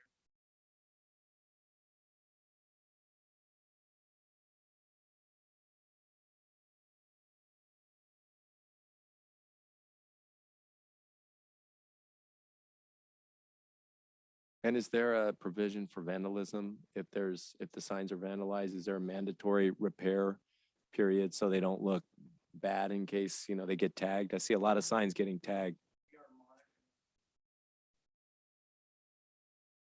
That might be part of the CUP, right? The condition a condition the city could place on it. Wait, and another point is, especially on the electronic signs, we do have webcams. So we have 24-hour maintenance. We can see everything that's playing. and see the condition of the manufacturer of the sign also gets notifications if there's anything wrong with the Content. We have our own set of rules.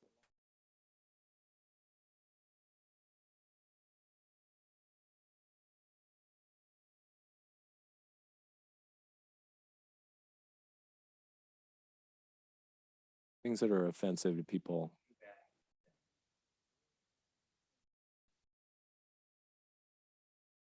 Well, I think I'm okay with it. So I'm gonna go ahead and make a motion to move forward. I hope I didn't Yeah. get you. Is there a second? I'll make a second. We have further discussion? I think, yeah, the only, I'm good with it. I'd rather like to see if I could, I'm asking you guys, if we could just probably get our staff to look at it one more time and talk to our, some of the surrounding areas and then come back and double check it. It's my opinion. But I mean, you guys, it's up to you guys. I'm not. Mhm. Mhm, mhm.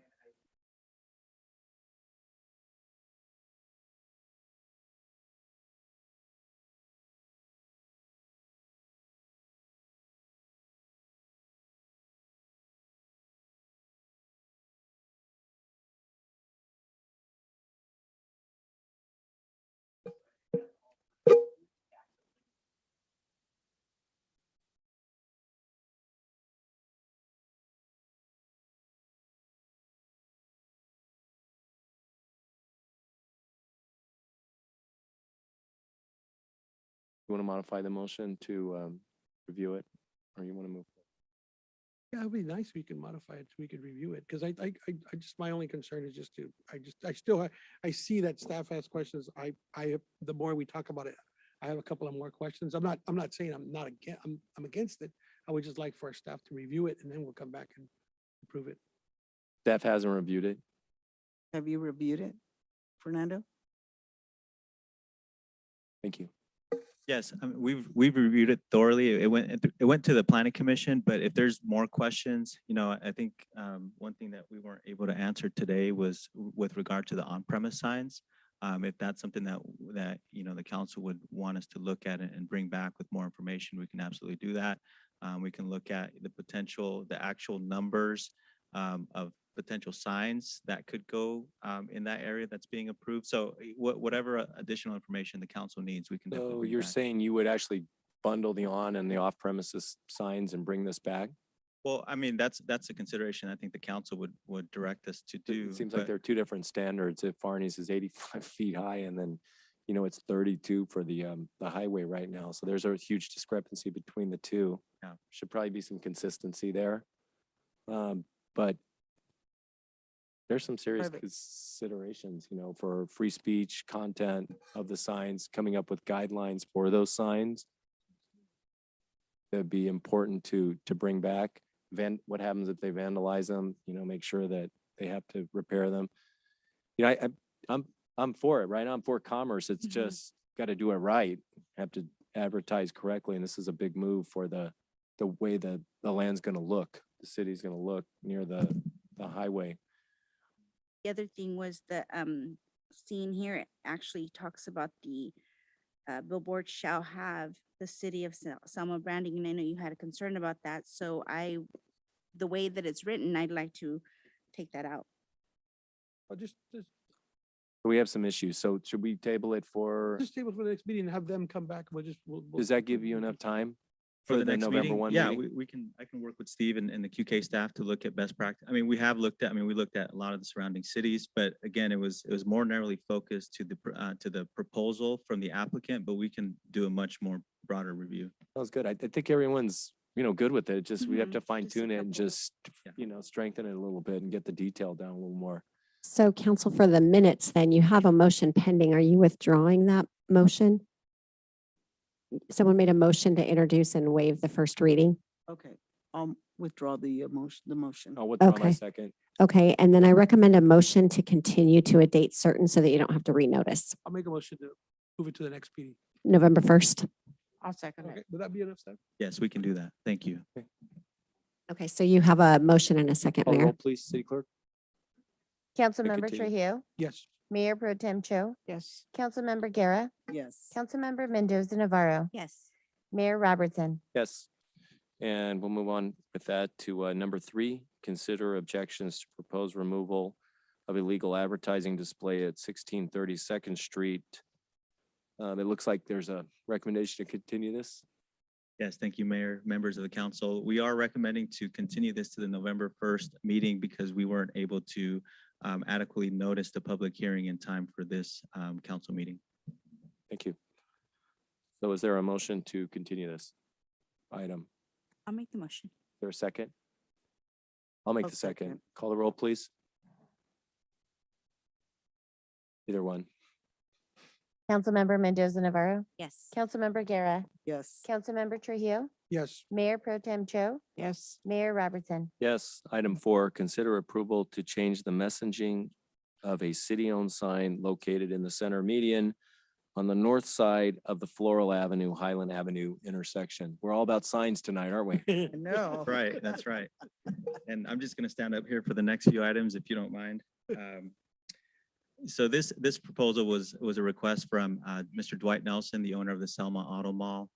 He approached city staff to consider the possibility of updating the current sign that's at the Floral and Highland intersection on the north side in the center median there, to incorporate the Selma Auto Mall's name in addition to the existing Selma Auto Center. And his argument was that, there's 2 different sides where Selma has auto dealerships, and so that sign should represent both areas that are where the auto dealerships are concentrated. And so he's willing to front the cost for the updating of the existing sign, and it would just take council's approval for that change to happen. Thank you. And the is this exhibits a attached. regular item or is this a public hearing item? Okay. Okay, with that, we'll bring it back to councils. Any? Fernando, I have a Have couple of questions really quick. Sorry. No, it's okay.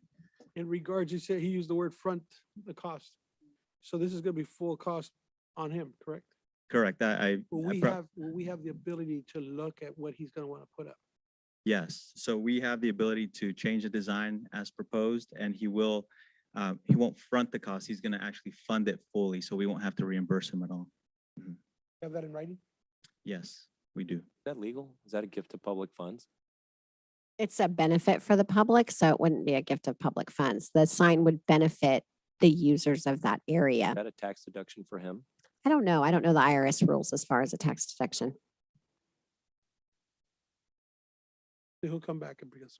Okay. I'm good with that too. As long as it doesn't, So not a, So really, we would seek direction on whether the council is okay with the existing sign as designed by Mr. Nelson, or excuse me, the new proposed sign as designed by Mr. Nelson, and whether the approval is there to change the So I'm face. looking at this, it looks better, but look better. I'm looking at this and the Farney dealership is like right across the street. And that makes sense that it refers to both, right? But does Farney have they been contacted? Have they had any input on whether they like the sign? Because it seems like they're one of the big No. auto dealerships in town. Correct. We have not run this by the Farneys. We were seeking council's direction on whether they would, the council would be open to changing the face in the first place, but that's certainly something that we can do. But it could be good to get their input though, since it affects both of them. Yeah, I think so Anyone too. from the public like to comment on this? Thanks, Fernando.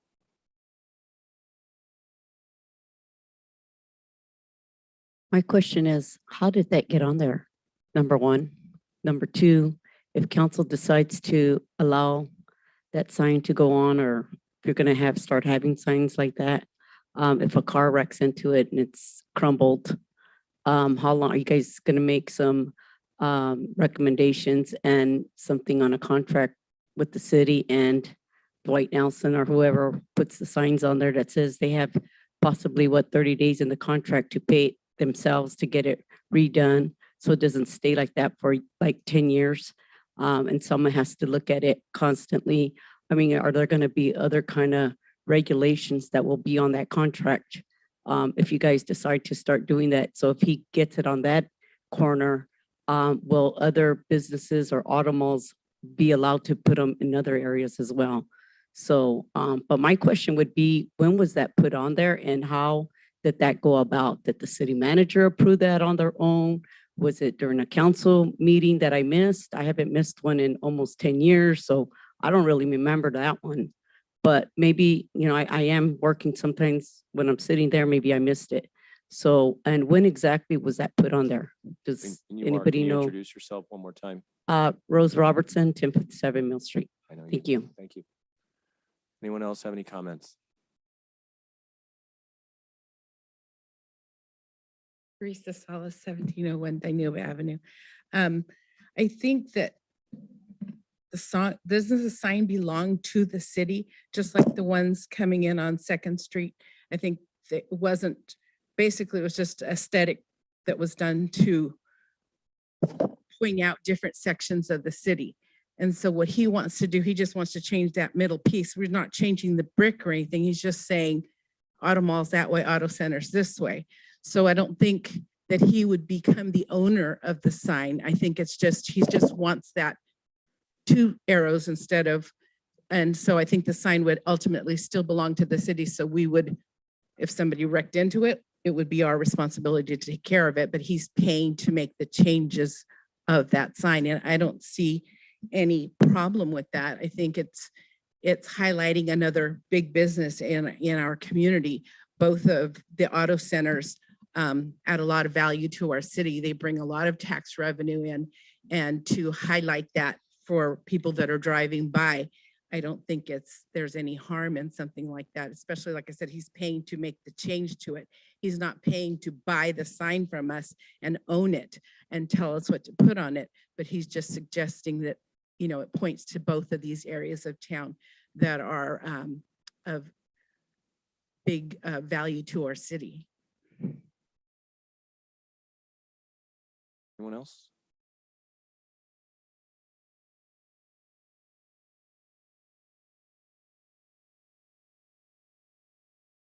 Was mentioned there, oh, Franco Atkinson, 1427 Goldry Street.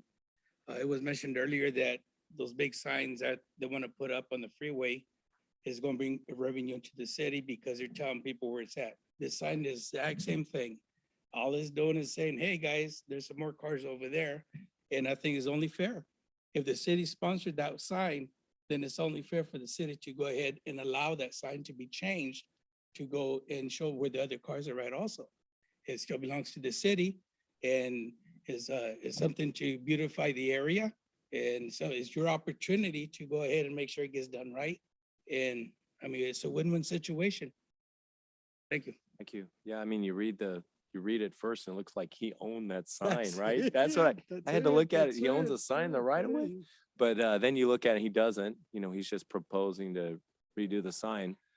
And it's only fair since he has a dealership, but it's also fair to talk to Farney too, get their input. I Do just we like have to, any, okay. should we just check the online and we'll come back? Do we have anyone online or on the phone who would like to comment? To the caller that I see online, please use your raise your hand feature. We will add you to the meeting queue. Mayor Robertson, at this time, I see no hands raised. I just want to say and concur, you know, commerce is commerce.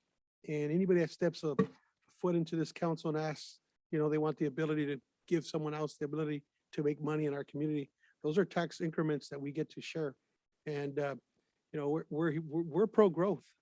Every one of us here is pro-growth.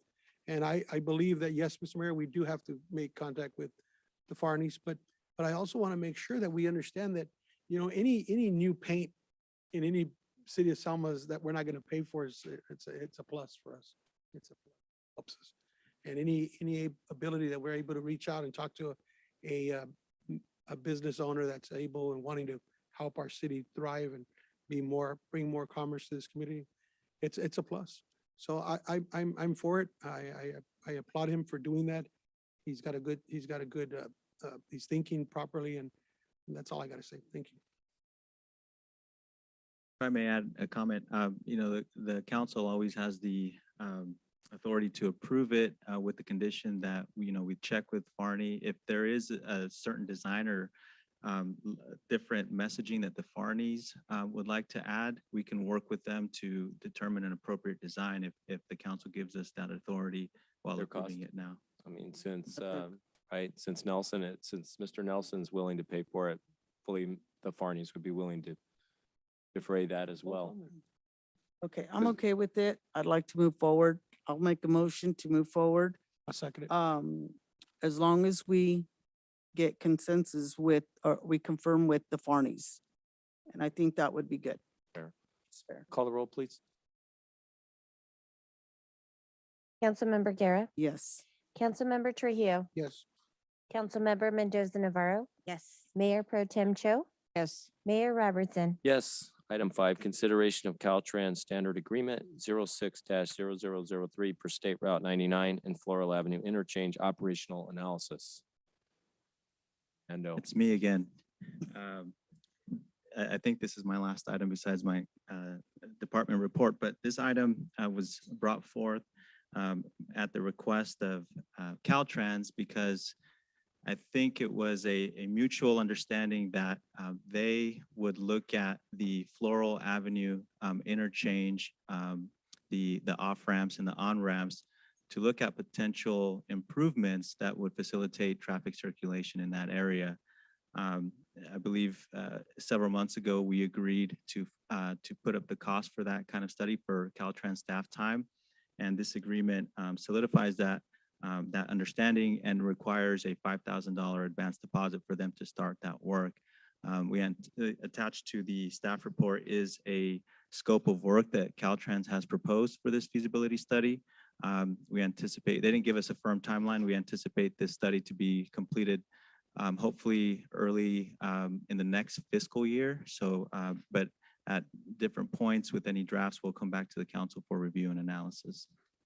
And I'd be happy to And answer we're any only on the questions. hook for 5,000 to start with. To start with, that's Okay. correct. And not until they deliver some actual work product or incremental progress do we have to pay more. Anybody else have any questions? I don't know if it's a question or suggestion, but one of the things that when coming off that freeway, if we can ask them to do the analysis of curtailing the Highway 43 sign to show that you could take Highway 43 to go to Denny's, you can take 43 to go to the auto mall. Whenever I drive, I always look at these kind of things like what can we do to make that off ramp better? Sure. And so if we curtail it to show you can go this other way, then that would alleviate a lot of that traffic on the Floral exit. True. And so, I mean, aside from whatever else they're thinking about doing, but some type of signage to show, that you can go this way and you're gonna head a Yeah, different way. and that's funny that you mentioned that because we did have a similar suggestion from a property owner and developer in town. And so we did ask Caltrans if they would include updated signage on Highway 99 for that purpose to kind of direct people off of Floral onto Highland. And they said that they would look at that during this study. Mhm. I'm good with that. Fernando, I have a question. Sure. Do we have any funding, grants for this? Do you think? No, from my understanding, this is not grant funded. We had budgeted $5,000 in this fiscal year for this deposit in the engineering budget. But I don't think that there was any grant funding involved with that. Is there anything, a COG, any kind of engineering money we could apply for? Because I know there's like 50,000 for a circuit engineer, the COG plugs, and it may just be worth a phone call. Yeah, we've been in discussion with the COG about using the circuit planning funds for like VMT adoption and those kinds of things. But I know we have some CMAQ funds, which I think we can try to make the case that this would reduce, air quality impacts somehow. So yeah, we can absolutely look at that. They're not just going to come back and recommend a roundabout, right? I mean, that's what they always do. Caltrans loves their roundabouts, so I know that's going to be part of the report. But Yeah, it we could be can- part of it, but what's some other analysis? Just love the roundabouts. Okay, sounds good. Is there a motion? I'm sorry. Would anyone like to have input on this topic at this time? Is there anyone on the line? who would like to have input on this agenda item? As a reminder to the caller that I see online, please use your raise your hand feature and you will be added to the meeting queue. Mayor Robertson, at this time, I see no hands raised. Okay, thank you. At this time, we'll bring it back to council. Is there a motion I'll to, make a motion. and is there a second? I'll second it. Call the roll, please. Mayor Pro Tem Cho, Yes. Councilmember Guerra, Yes. Councilmember Mendoza Navarro, Yes. Councilmember Trujillo, Yes. Mayor Robertson. Yes. Item 6, consider replacement of the Second Street Christmas holiday sign, display. Mayor Robinson, members of City Council. Yeah, I think I'll call it display tonight. We've had a few signs, so. A while back, council asked us to look into a new Happy Holidays, Merry Christmas, some type of a sign going over Second Street. In addition, I know Council Ferrer brought up a nice big welcoming City of Selma sign would be permanent. And so we're looking to those structures. About 3 months ago, we provided you some samples of both. So tonight, if I can get the PowerPoint on.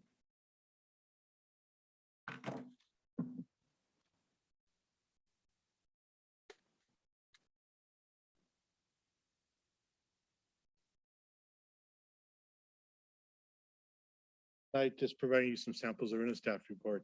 This is a sample, $3,646. I think LED has proven itself in our parks and our lighting. So, consideration of adding a $605 so the LED lights. This would not include sales tax and shipping. So I would anticipate once the selection is made between 400 added to that just for shipping. One company we did talk to right now, it estimates about a 6-week. That's kind of the sled reindeers. This is about 5,300 LED lighting at 475. We would say season greeting. Next is 2,466. This one did not come with LED. This would read Happy Holidays. And season greetings, you can see more of the white, also no LED. And this one says Merry Christmas, 3,900 with LED be 665. And this one does have a donation that would be secured. What? Go ahead, come on. I just want to say, the conversations, in society now with Merry Christmas and Happy Holidays. Bob Allen had made contact with me, he was at the meeting, so he just wanted us to know that he has secured a donation through somebody, but if it reads right, that's for council.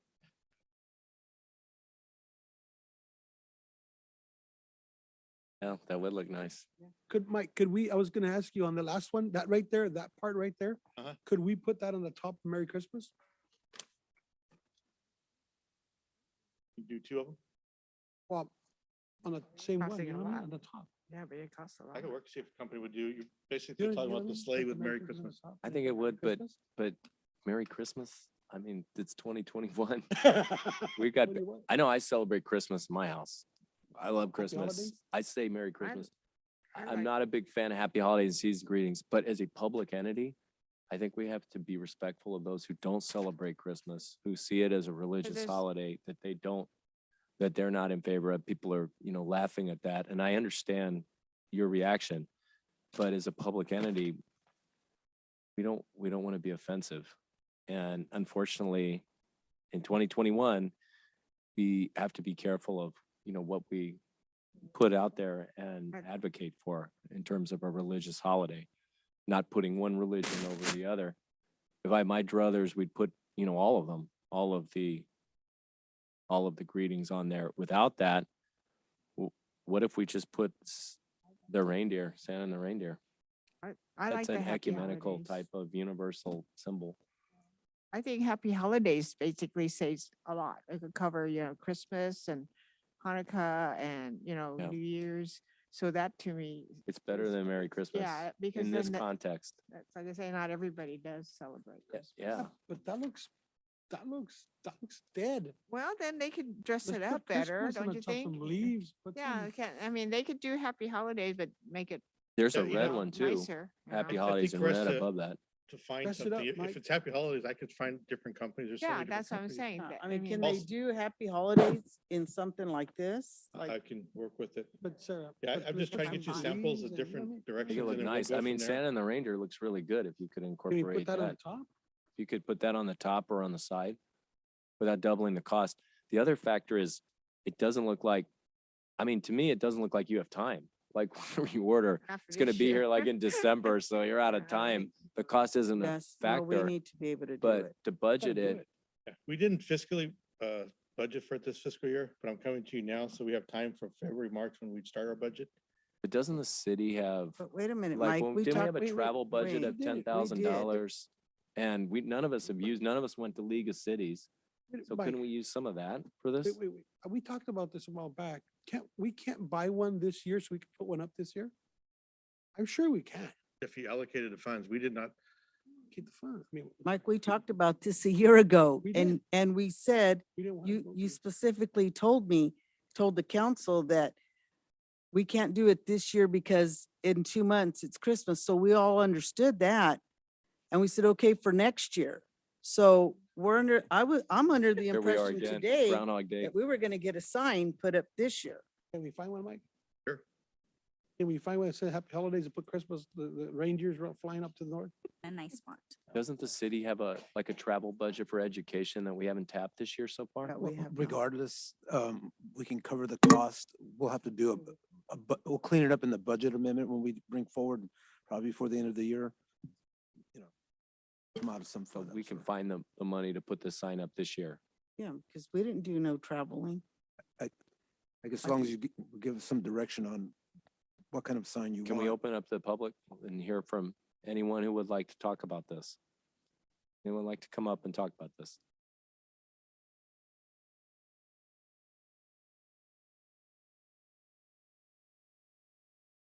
Atkinson, 1427 Golders Street is probably a moot point because you've already discussed that you're not gonna put Merry Christmas up there. But the fact is that you're just constantly putting the faith-based community out of the picture. You're constantly using whatever the secular type of thinking and always putting this off to the side. Well, the fact is that Merry Christmas is a Christian holiday. Christmas is a Christian holiday, whether we want to admit it or not. They try to change the Christmas tree to Christmas or to holiday tree. It didn't work. Sales went down. They try to change the color of Christmas. It didn't work. Sales went down. The fact is that, I mean, comes a time and point where we have to stand our ground. Right above you, it says, "In God we trust."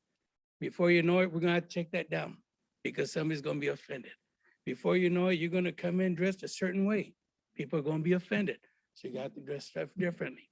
I mean, there's a time and point. Yes, I understand the political portion of part of it, but we're Christians and we did vote a lot of you in.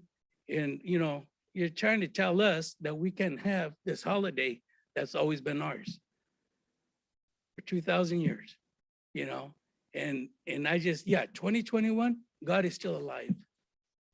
2027, God is still alive. For yesterday, today, and tomorrow, forevermore, God is still here. So when I hear council saying that 2021 put up Christmas holiday, oh, come on. I think there's something that you got to really think about what you're saying, because no matter what it is, where I'm at, I always have God with me. And a lot of us believe that. So, sometimes it's okay to say, well, we got to think of others, but at the same time, don't take our holiday away. Thank you. Thank you.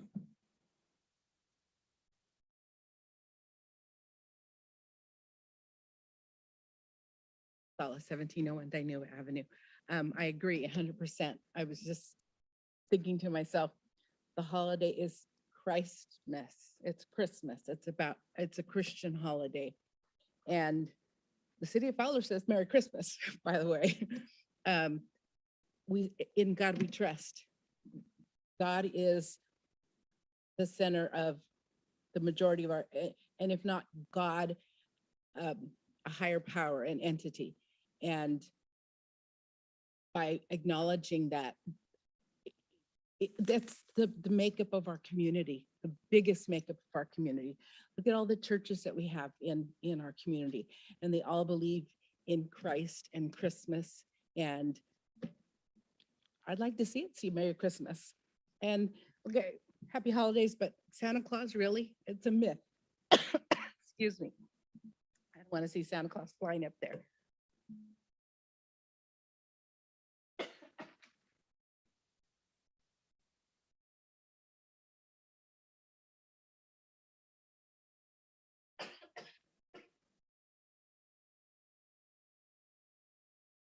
Cortez, 1751 McCall.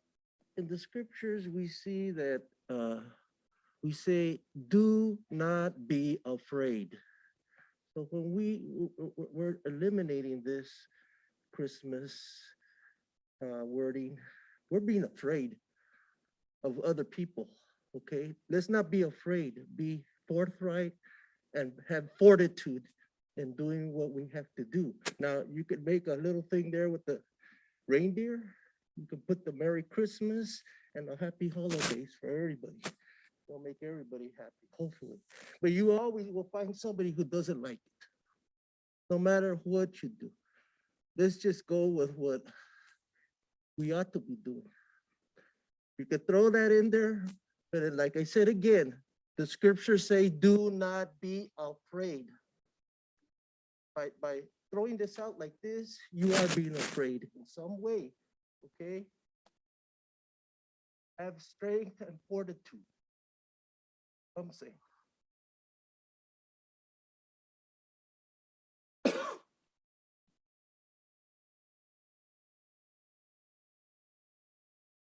Our Tucker 2411 Country Club Line. You know, it's Christmas. It's not holiday, it's Christmas. Let's not take God out of that. You know, people are trying to take God out of the schools, out of everything, public meetings. You know, this has been a celebration of Christ from day one. Let's not take that away. You're going to allow people to take this very important day away, and that's wrong. And you know, you're right. You've got a sign up there, "In God we trust." Are we going to lose that too? Let's not be afraid to stand up and do the right thing. Merry Christmas.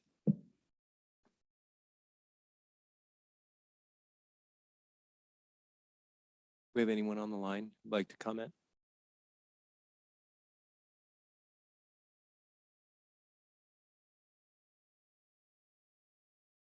As a reminder to the caller I see online, if you'd like to be added to the meeting queue, please use your raise your hand feature. Mayor Robertson, I see no hands raised at this time. I want it done this year. Are the only ones that are against it? All right, so we'll bring it back for discussion. I'm a Christian, Catholic, celebrate Christmas. Don't get me wrong, but in terms of a public space like that, there are people who are genuinely offended by not putting Happy Hanukkah and the other celebrations that come about in December, and people should be aware of that. I wish we could put all of them on the banner. Personally, I'm not opposed to Merry Christmas. Celebrate it every year. Love Christmas. And in terms of Santa's identified with Christmas, is synonymous with Christmas because Christmas is a very commercial holiday. So there are those of us who do celebrate Christmas as the nativity. That's how I celebrate it. But there are a lot of others who don't share your beliefs. And I think in a public space, we have to be respectful of everyone, and Season's Greetings is a compromise that is not, I don't think it gets it for anybody, but it is a compromise that helps, that doesn't offend anyone. However, It looks like the council direction here is they like the Merry Christmas. They like that one there. I'd like to, Mr. Mayor, if I can, I'd like to, I don't know, I think that, I think it's true, but I'd like to just, not to get into the both sides or anything, but I think that my recommendation would be, and has to happen this year, Merry Christmas, Happy Holidays. Dressed up. Yeah, I mean, the Happy You want them Holidays is. next to each other, or you want them Merry like, Christmas on the top and Happy Holidays on the bottom, dressed up with leaves and Where do we have Santa? Where does Santa fit in all this? If there's anyone Santa's gonna be at the park. who likes, if there's anything everyone can agree on, it's Santa Okay. for Christmas. Merry Christmas and put his face on. I think Merry Christmas should be the top and then Happy Holidays. Yeah, Because we got Christmas and we got Thanksgiving and Christmas coming together. I think, I'm gonna say this, and I know, and I think some of us know this, but I don't attend church very often. But I do know that I represent the city of Selma. And if there's one person that says yes and one person that says no, and 300 people say yes and 300 people say no, I have to make sure. But at the same time, I took this position and I appreciate all the members of this community, but it is true. And it is something that you guys are bringing back to me that I always say, in God we trust. And I think that Merry Christmas is the first, and I think Happy Holidays should be the second. That's just my opinion. and it has to be done this year. It's gonna be done this year, Mike. There's a company in Fresno, I'll give you the name. Let me just follow up. I'll do my due diligence tomorrow. I did text Shane. I just want to verify though, with the height of the poles that are there and the power, just making sure we could actually do two different displays this year. That makes sense. I'm not sure how tall our poles are there. And you can't, my concern was if you have Merry Christmas and Happy Holidays, also gets too low, and then you got to track the height of the bottom of the Happy Safety Holidays. would issue. be- Yeah, I just want to verify that. But yeah, I'll start working on it once I get a verification on the polls. I just want to note, we're Selma and we inclusive. That's what we're known for, being inclusive. On top of each other? He's saying that if they go on top of each other, then it's going to be a safety issue. No, for I just the want to clearance. verify. I don't know how tall those poles are. And just to make sure we can do two and still have a height high enough for safety. Or Mike, maybe we could do one where we have Happy Holidays now. And then I think we mentioned about putting another one maybe in the center, downtown, closer to the park. Could we do something like that? At your direction, yes, we just have to do So some. the work. money issue, we're gonna have to keep finding this money on an unbudgeted item. Are we gonna be able They're to gonna have find to find it. that, bring that together? Because we really shouldn't be doing unbudgeted items. Keep that fiscal discipline. So, okay, so are we going to, does anyone want to make a motion to do the the seasons, happy holidays and the Merry Christmas? So I sat here when I saw Merry Christmas, I sat here and I just circled Christ and, put this on there because, we're living in really hard times right now. And, I hear government officials and, the vice president saying, we're not going to have Christmas this year. We're not going to have, you need to start shopping right now for Christmas. And so I would love to see Christmas, if we can get, Merry Christmas this year first, and then we can work on something for next year. Just because Christmas it's a holiday that we all love, and the money, not because somebody's donating this, but I think that we really need to make this happen this year because I think it's just very important to me that, and I think to a lot of members of the community, especially because in the times that we're living, we just went through hard times last year. A lot of people have lost a lot of people, family members, and then now, it's saying that we're not gonna have a Christmas, and I'd really like to see this year. So the only, I'd like to make a motion on the Merry Christmas, and hopefully you could try the Happy Holidays. And I say this because we have sat here a couple of years and have stated prior to budgets and said that we wanted this. And we even have an individual that's willing to donate some money. So if we can get together, all of us, and wrap this up, I think our community would love to see something nice. I think they earned it, and I think we should do it. So we can, my motion stands, okay?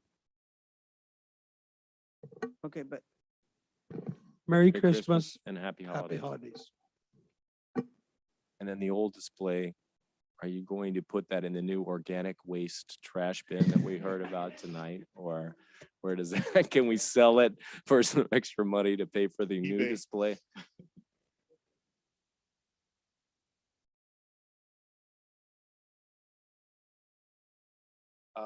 That'd be I think I just need to Fun work with idea. Shane. Shane mentioned we could just do some homework.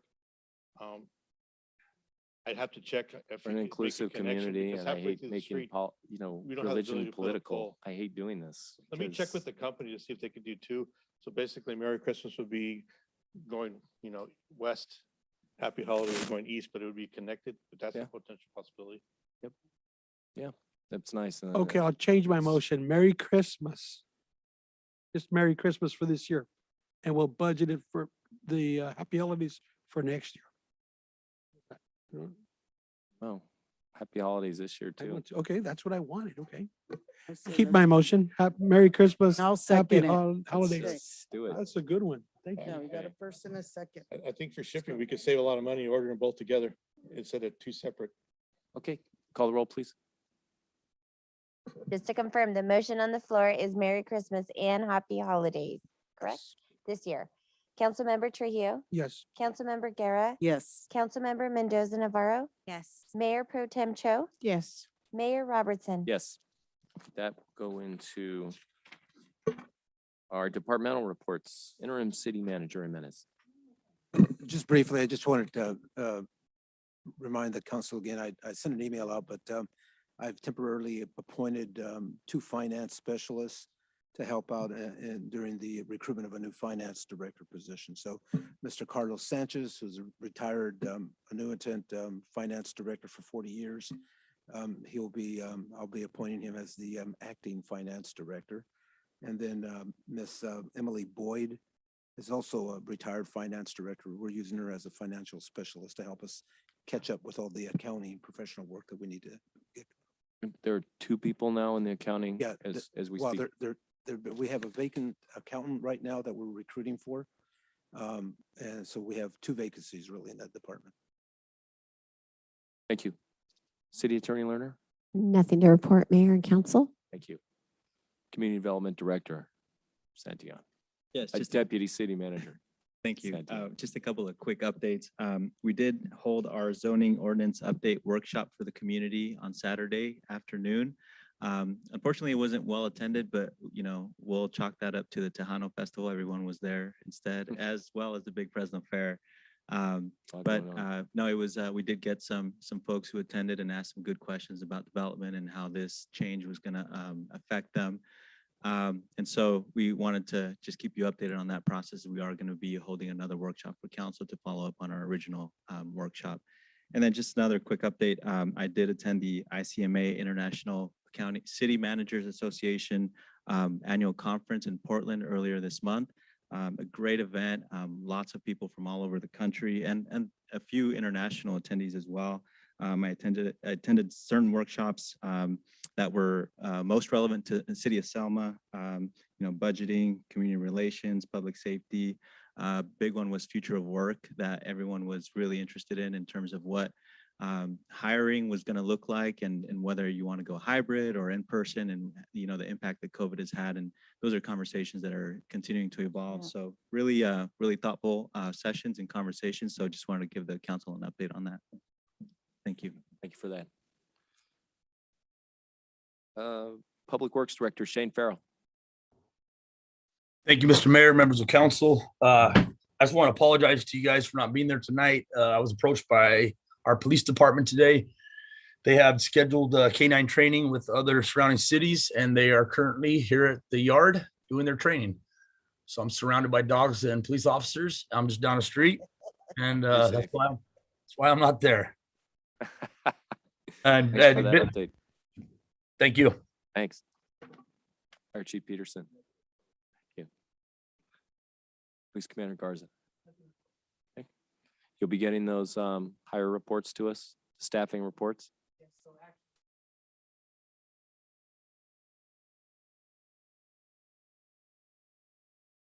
I'm just finalizing the report, about 97, 98% completed. Just need to go over some other numbers with the city manager. I was at training last week, which is required by California Post training standards. So I had to attend the training last week. So it was difficult for me to work on that report, but it will be done by the end of this week. Thank you for that. We'll look forward to November 1st meeting. Yes. Thank you. Okay. Parks and Community Services Director. Just real quick, I'd like to thank the police department. We had about 11, 12 employees last week for lunch with the seniors, and tomorrow is the fire department. Seniors are very pleased to have that interaction. And then next Friday, the 22nd, is our senior resource fair. And right now we have about 18 vendors signed up. And again, thank PG&E for the $5,000 sponsorship for the event. Awesome. Thank you. Okay, with that, we'll go to council reports. Council member Mendoza Navarro. I have a few things to report. I know we lost a member of our community last year. Around this time, she was a very close friend of mine. She fought colon cancer for 5 years, and so I attended her first year's memorial, my comadre Maria Sanchez Madrigal, and it was nice. You know, we had a little rosary for her, and then we did balloons. It was really nice. As I mentioned before, I attended through my work. It's kind of weird. Through my work, I attended a CAPO meeting, which is the California Associations of Public Procurement Officials, where they really talked about the 1383. And so it brought up a lot of questions, and they were able to answer some of them here. So I thought that was interesting that it was I don't believe in coincidences, but it just happened at the same time. I also attended the Selma Homeless Coalition meeting with staff. And, you know, it was really nice that I was able to make it this time. So, you know, it was a lot of good information. My husband and I went to the fair, and I saw the Selma FFA got first place for their landscape, like a little miniature landscape. So it was really nice to see, you know, Selma on the map per se. You know, of course, all are we're the raisin capital of the world.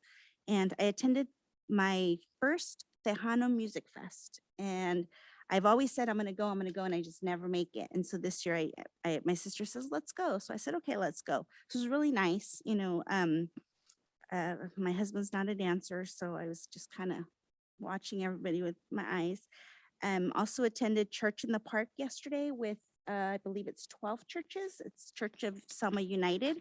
And so it was a really nice event. It was really nice to have outdoor mass. I know I kind of miss not mass, service. When we were attending outdoor mass, I thought it was beautiful because I got to see nature and just hear the word, right? So we got to praise and worship out in nature. I also attended the Selma High School's homecoming game on Friday and realized how much I missed my kids being in cheerleading and football. And then just a couple of things that are coming up that I wanted to invite the community to. Class of 91 is celebrating and hosting our 30-year class reunion. I know I just dated myself, but we are celebrating our 30th class reunion on November 13th, and it's going to be at Legends. I think the time is like 5 to 11. I'm not sure yet, but you can contact me or you can contact Lupi Beltran for tickets. And also on October 31st is the Soup and Bread Festival that's going to be held at the Christ-driven church And they're going to be giving out over 1,000 pounds of candy. And the location is 1801 2nd Street in Selma. And I have been asked to be a judge at the soup contest. So I'm really excited about that. And I think that's it. Yep, that's it. Councilmember Trujillo? I don't have too much because I was out of the country most of the time, and I apologize for that. But I did have, my restaurant provided some meals for one of our hometown person here in this community. And it's just hard. And I want to say this because I've had in the past, probably week and a half, I've lost more than probably 3 or 4 people in our family. So things are real, and but I still have to do my business. But we're just with strength, and I want to make sure that everybody knows that, you know, it's hard, but at the same time, we still live our life, and we just do what we got to do for our businesses, and I, you know, that's all I got to say. Okay, thank you. Thank you. Sorry for your loss, your losses. Councilmember Guerra? Okay, I attended the Fresno County Social Services ribbon cutting, which was a really nice renovation. I mean, they put some big money into that place, and I want to thank Buddy Mendez, our supervisor, that helped with that. And also, if you guys get a chance, go by and take a look at the services. It is amazing. They have so much to offer. You know, there's so many needs out there for individuals, and they can service so many individuals that have different needs. Because I know I've mentioned about homelessness, and they are trying to get us a 800 number that's a 24-hour. They said that's about the only thing that they don't have. But other than that, they do have other services. And they also mentioned that they're hiring. Fresno County is hiring there, so they have quite a bit of positions. So if people need a job, you know, have them go and apply. I also attended the 38th annual Top 10 Professional Women Leading Business Awards. It was hosted by the Marjorie May Center, which was a phenomenal event. And I was so thankful to be there. And they honored, our honoree was Colleen Curtis, who is our CEO for the United Health Centers of San Joaquin Valley. And so I was very, I say our own because I sit on the board. So, but that was an amazing event. And the testimonies that they talked about were amazing. What really caught me is they mentioned that Fresno County is the 3rd highest ranked in domestic violence. And so it's a really concern that we're that close. I mean, next to Los Angeles. So it's pretty sad. Also, I did meet with the interim city manager, Ralph Jimenez, and the deputy city manager, Fernando Santillan. They went over the details of Rockwell Pond. The new Rockwell Park, I would say, because I didn't attend the meeting. I had another event to go to. But it was just a great update that they did give me. And what was mentioned to me is the amount of participation was very low. So what people have said to me is there's any way they could do a robocall for the next meeting, like they kind of did for the cleanup week, maybe to inform the citizens that there's going to be a meeting, because maybe that will generate more input or people to participate. Okay. And then let's see.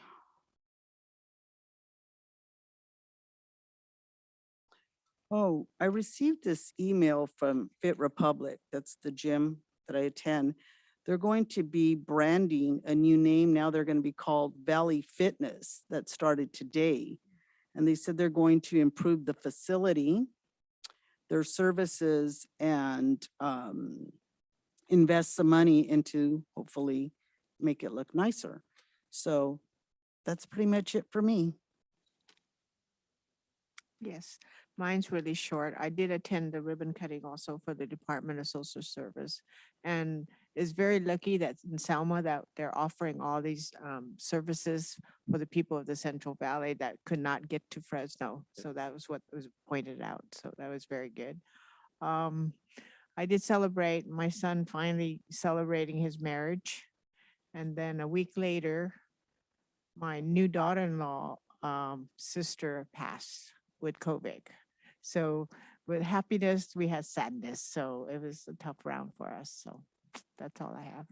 Thank you. Sorry for your loss. I attended the reopening of the Christian Cafe, which has been a beacon of light for many years, feeding folks every Wednesday night. They weren't able to open due to COVID, and they're back in business again. It's really nice to see that, see the community coming back to that. I attended that community input session for Selma, the new park at Rockwell Pond. There was some good interest there, and I think some really productive items came out of that meeting. So they really do work, and it's good to get community input and bring it back and analyze it and come back with it. I attended that social services building ribbon cutting, agree with the Mayor Pro Tem on that. And it's great that we have that building here when the county is consolidated at Pelco, most of its locations. So we're fortunate there. The Tejano concert, we talked about that. It was just a great evening, just a magical evening with good and bad, just as the Mayor Pro Tem said again, with a lot of life and unfortunately, someone passing as well. I attended the Wednesday LAFCO meeting last week as I'm the alternate for Commissioner Parra, who couldn't make it. And I got to vote yes on the Selma Dockery floral reorganization, the annexation for the Emberwood project. So that felt good. Let's see. I remember I had someone approach me a couple meetings ago and say, "Hey, you're the guy that went to that Indian temple, weren't you? And you call yourself a Christian? You're going to hell because you went to the Indian temple." And I couldn't disagree more. I think we're all about tolerance and accepting each other. And when we divide each other along religious lines, we don't need to do that. We're all one. And I think anything that promotes inclusiveness and inclusivity, I think is a good thing. And finally, I'd like to congratulate our former city manager, Teresa Gallivan, who was appointed the assistant city manager of the city of Palm Springs this week. So congratulations to her. With that, we'll bring it back to oral communications. Does anyone have anything they'd like to say? Hi, Teresa Saul, 1701 Danube Avenue. I have a question, and I've asked this question before, and I've never gotten a straight answer about a signal light at the Dinuba and McCall intersection. I moved into the McCall Village about a year ago, and so I'm constantly at that corner. And different times of the day, there's no getting through there. In the morning, north-south, in the afternoon, when the junior high gets out, forget it. You're never gonna get it through that corner. And then about 5 o'clock, going the other way, it is just craziness there. It's very hard to get through. And I know part of it's because it's the county and all that, but I've asked and nobody can give me any, they say, yeah, we're looking at it. We're looking for money. We're doing this. And can we get a straight answer? When are we going to get a signal on that corner, please? Absolutely. That is in process, is it not? Deputy City Manager. Yes, that project is underway. It paused for a moment because our previous city engineer, we needed to work out a contract with them to continue the work on that project. But that is something that I believe has been at least partially funded, and the design work is moving forward. So yeah, I don't have a firm timeline. I apologize, but it is something that we are working on. Thank you. Anyone else have any oral communications at this point? Just in case. Rose Robertson, 1057 Mill Street, just being exhausted from the 3-day event of setting up and everything. I forgot a very important person, Shane Farrell. That I know he gets paid our taxpayer money to do his job, but he does go beyond. He just goes beyond than what he needs to do. That he just works so hard. He Shane and Mark did an amazing job with those lights. Again, I'm bringing them up because when people are texting me that they want to donate a box or donate in honor of their loved ones, I'm sending them your way, Shane. So I hope you're good with that, so they could connect with you to donate their boxes. And I think Trujillo, have you followed through on your boxes yet? Or on your boxes of lights, your donation on the lights? Yeah, okay, awesome. I know that I'm going back to everybody who stated they're going to donate, just so we could continue those beautiful lights around the tree trunks. It's amazing. That Pioneer Village, it's going to look amazing. And our Selma's going to be known for it. I'll guarantee you that it will be on the map. That park will definitely be on the map, and it will be useful for everyone, regardless of what event they want to do. So again, thank you, Shane Farrell. You're the man. Anyone on the line, city clerk?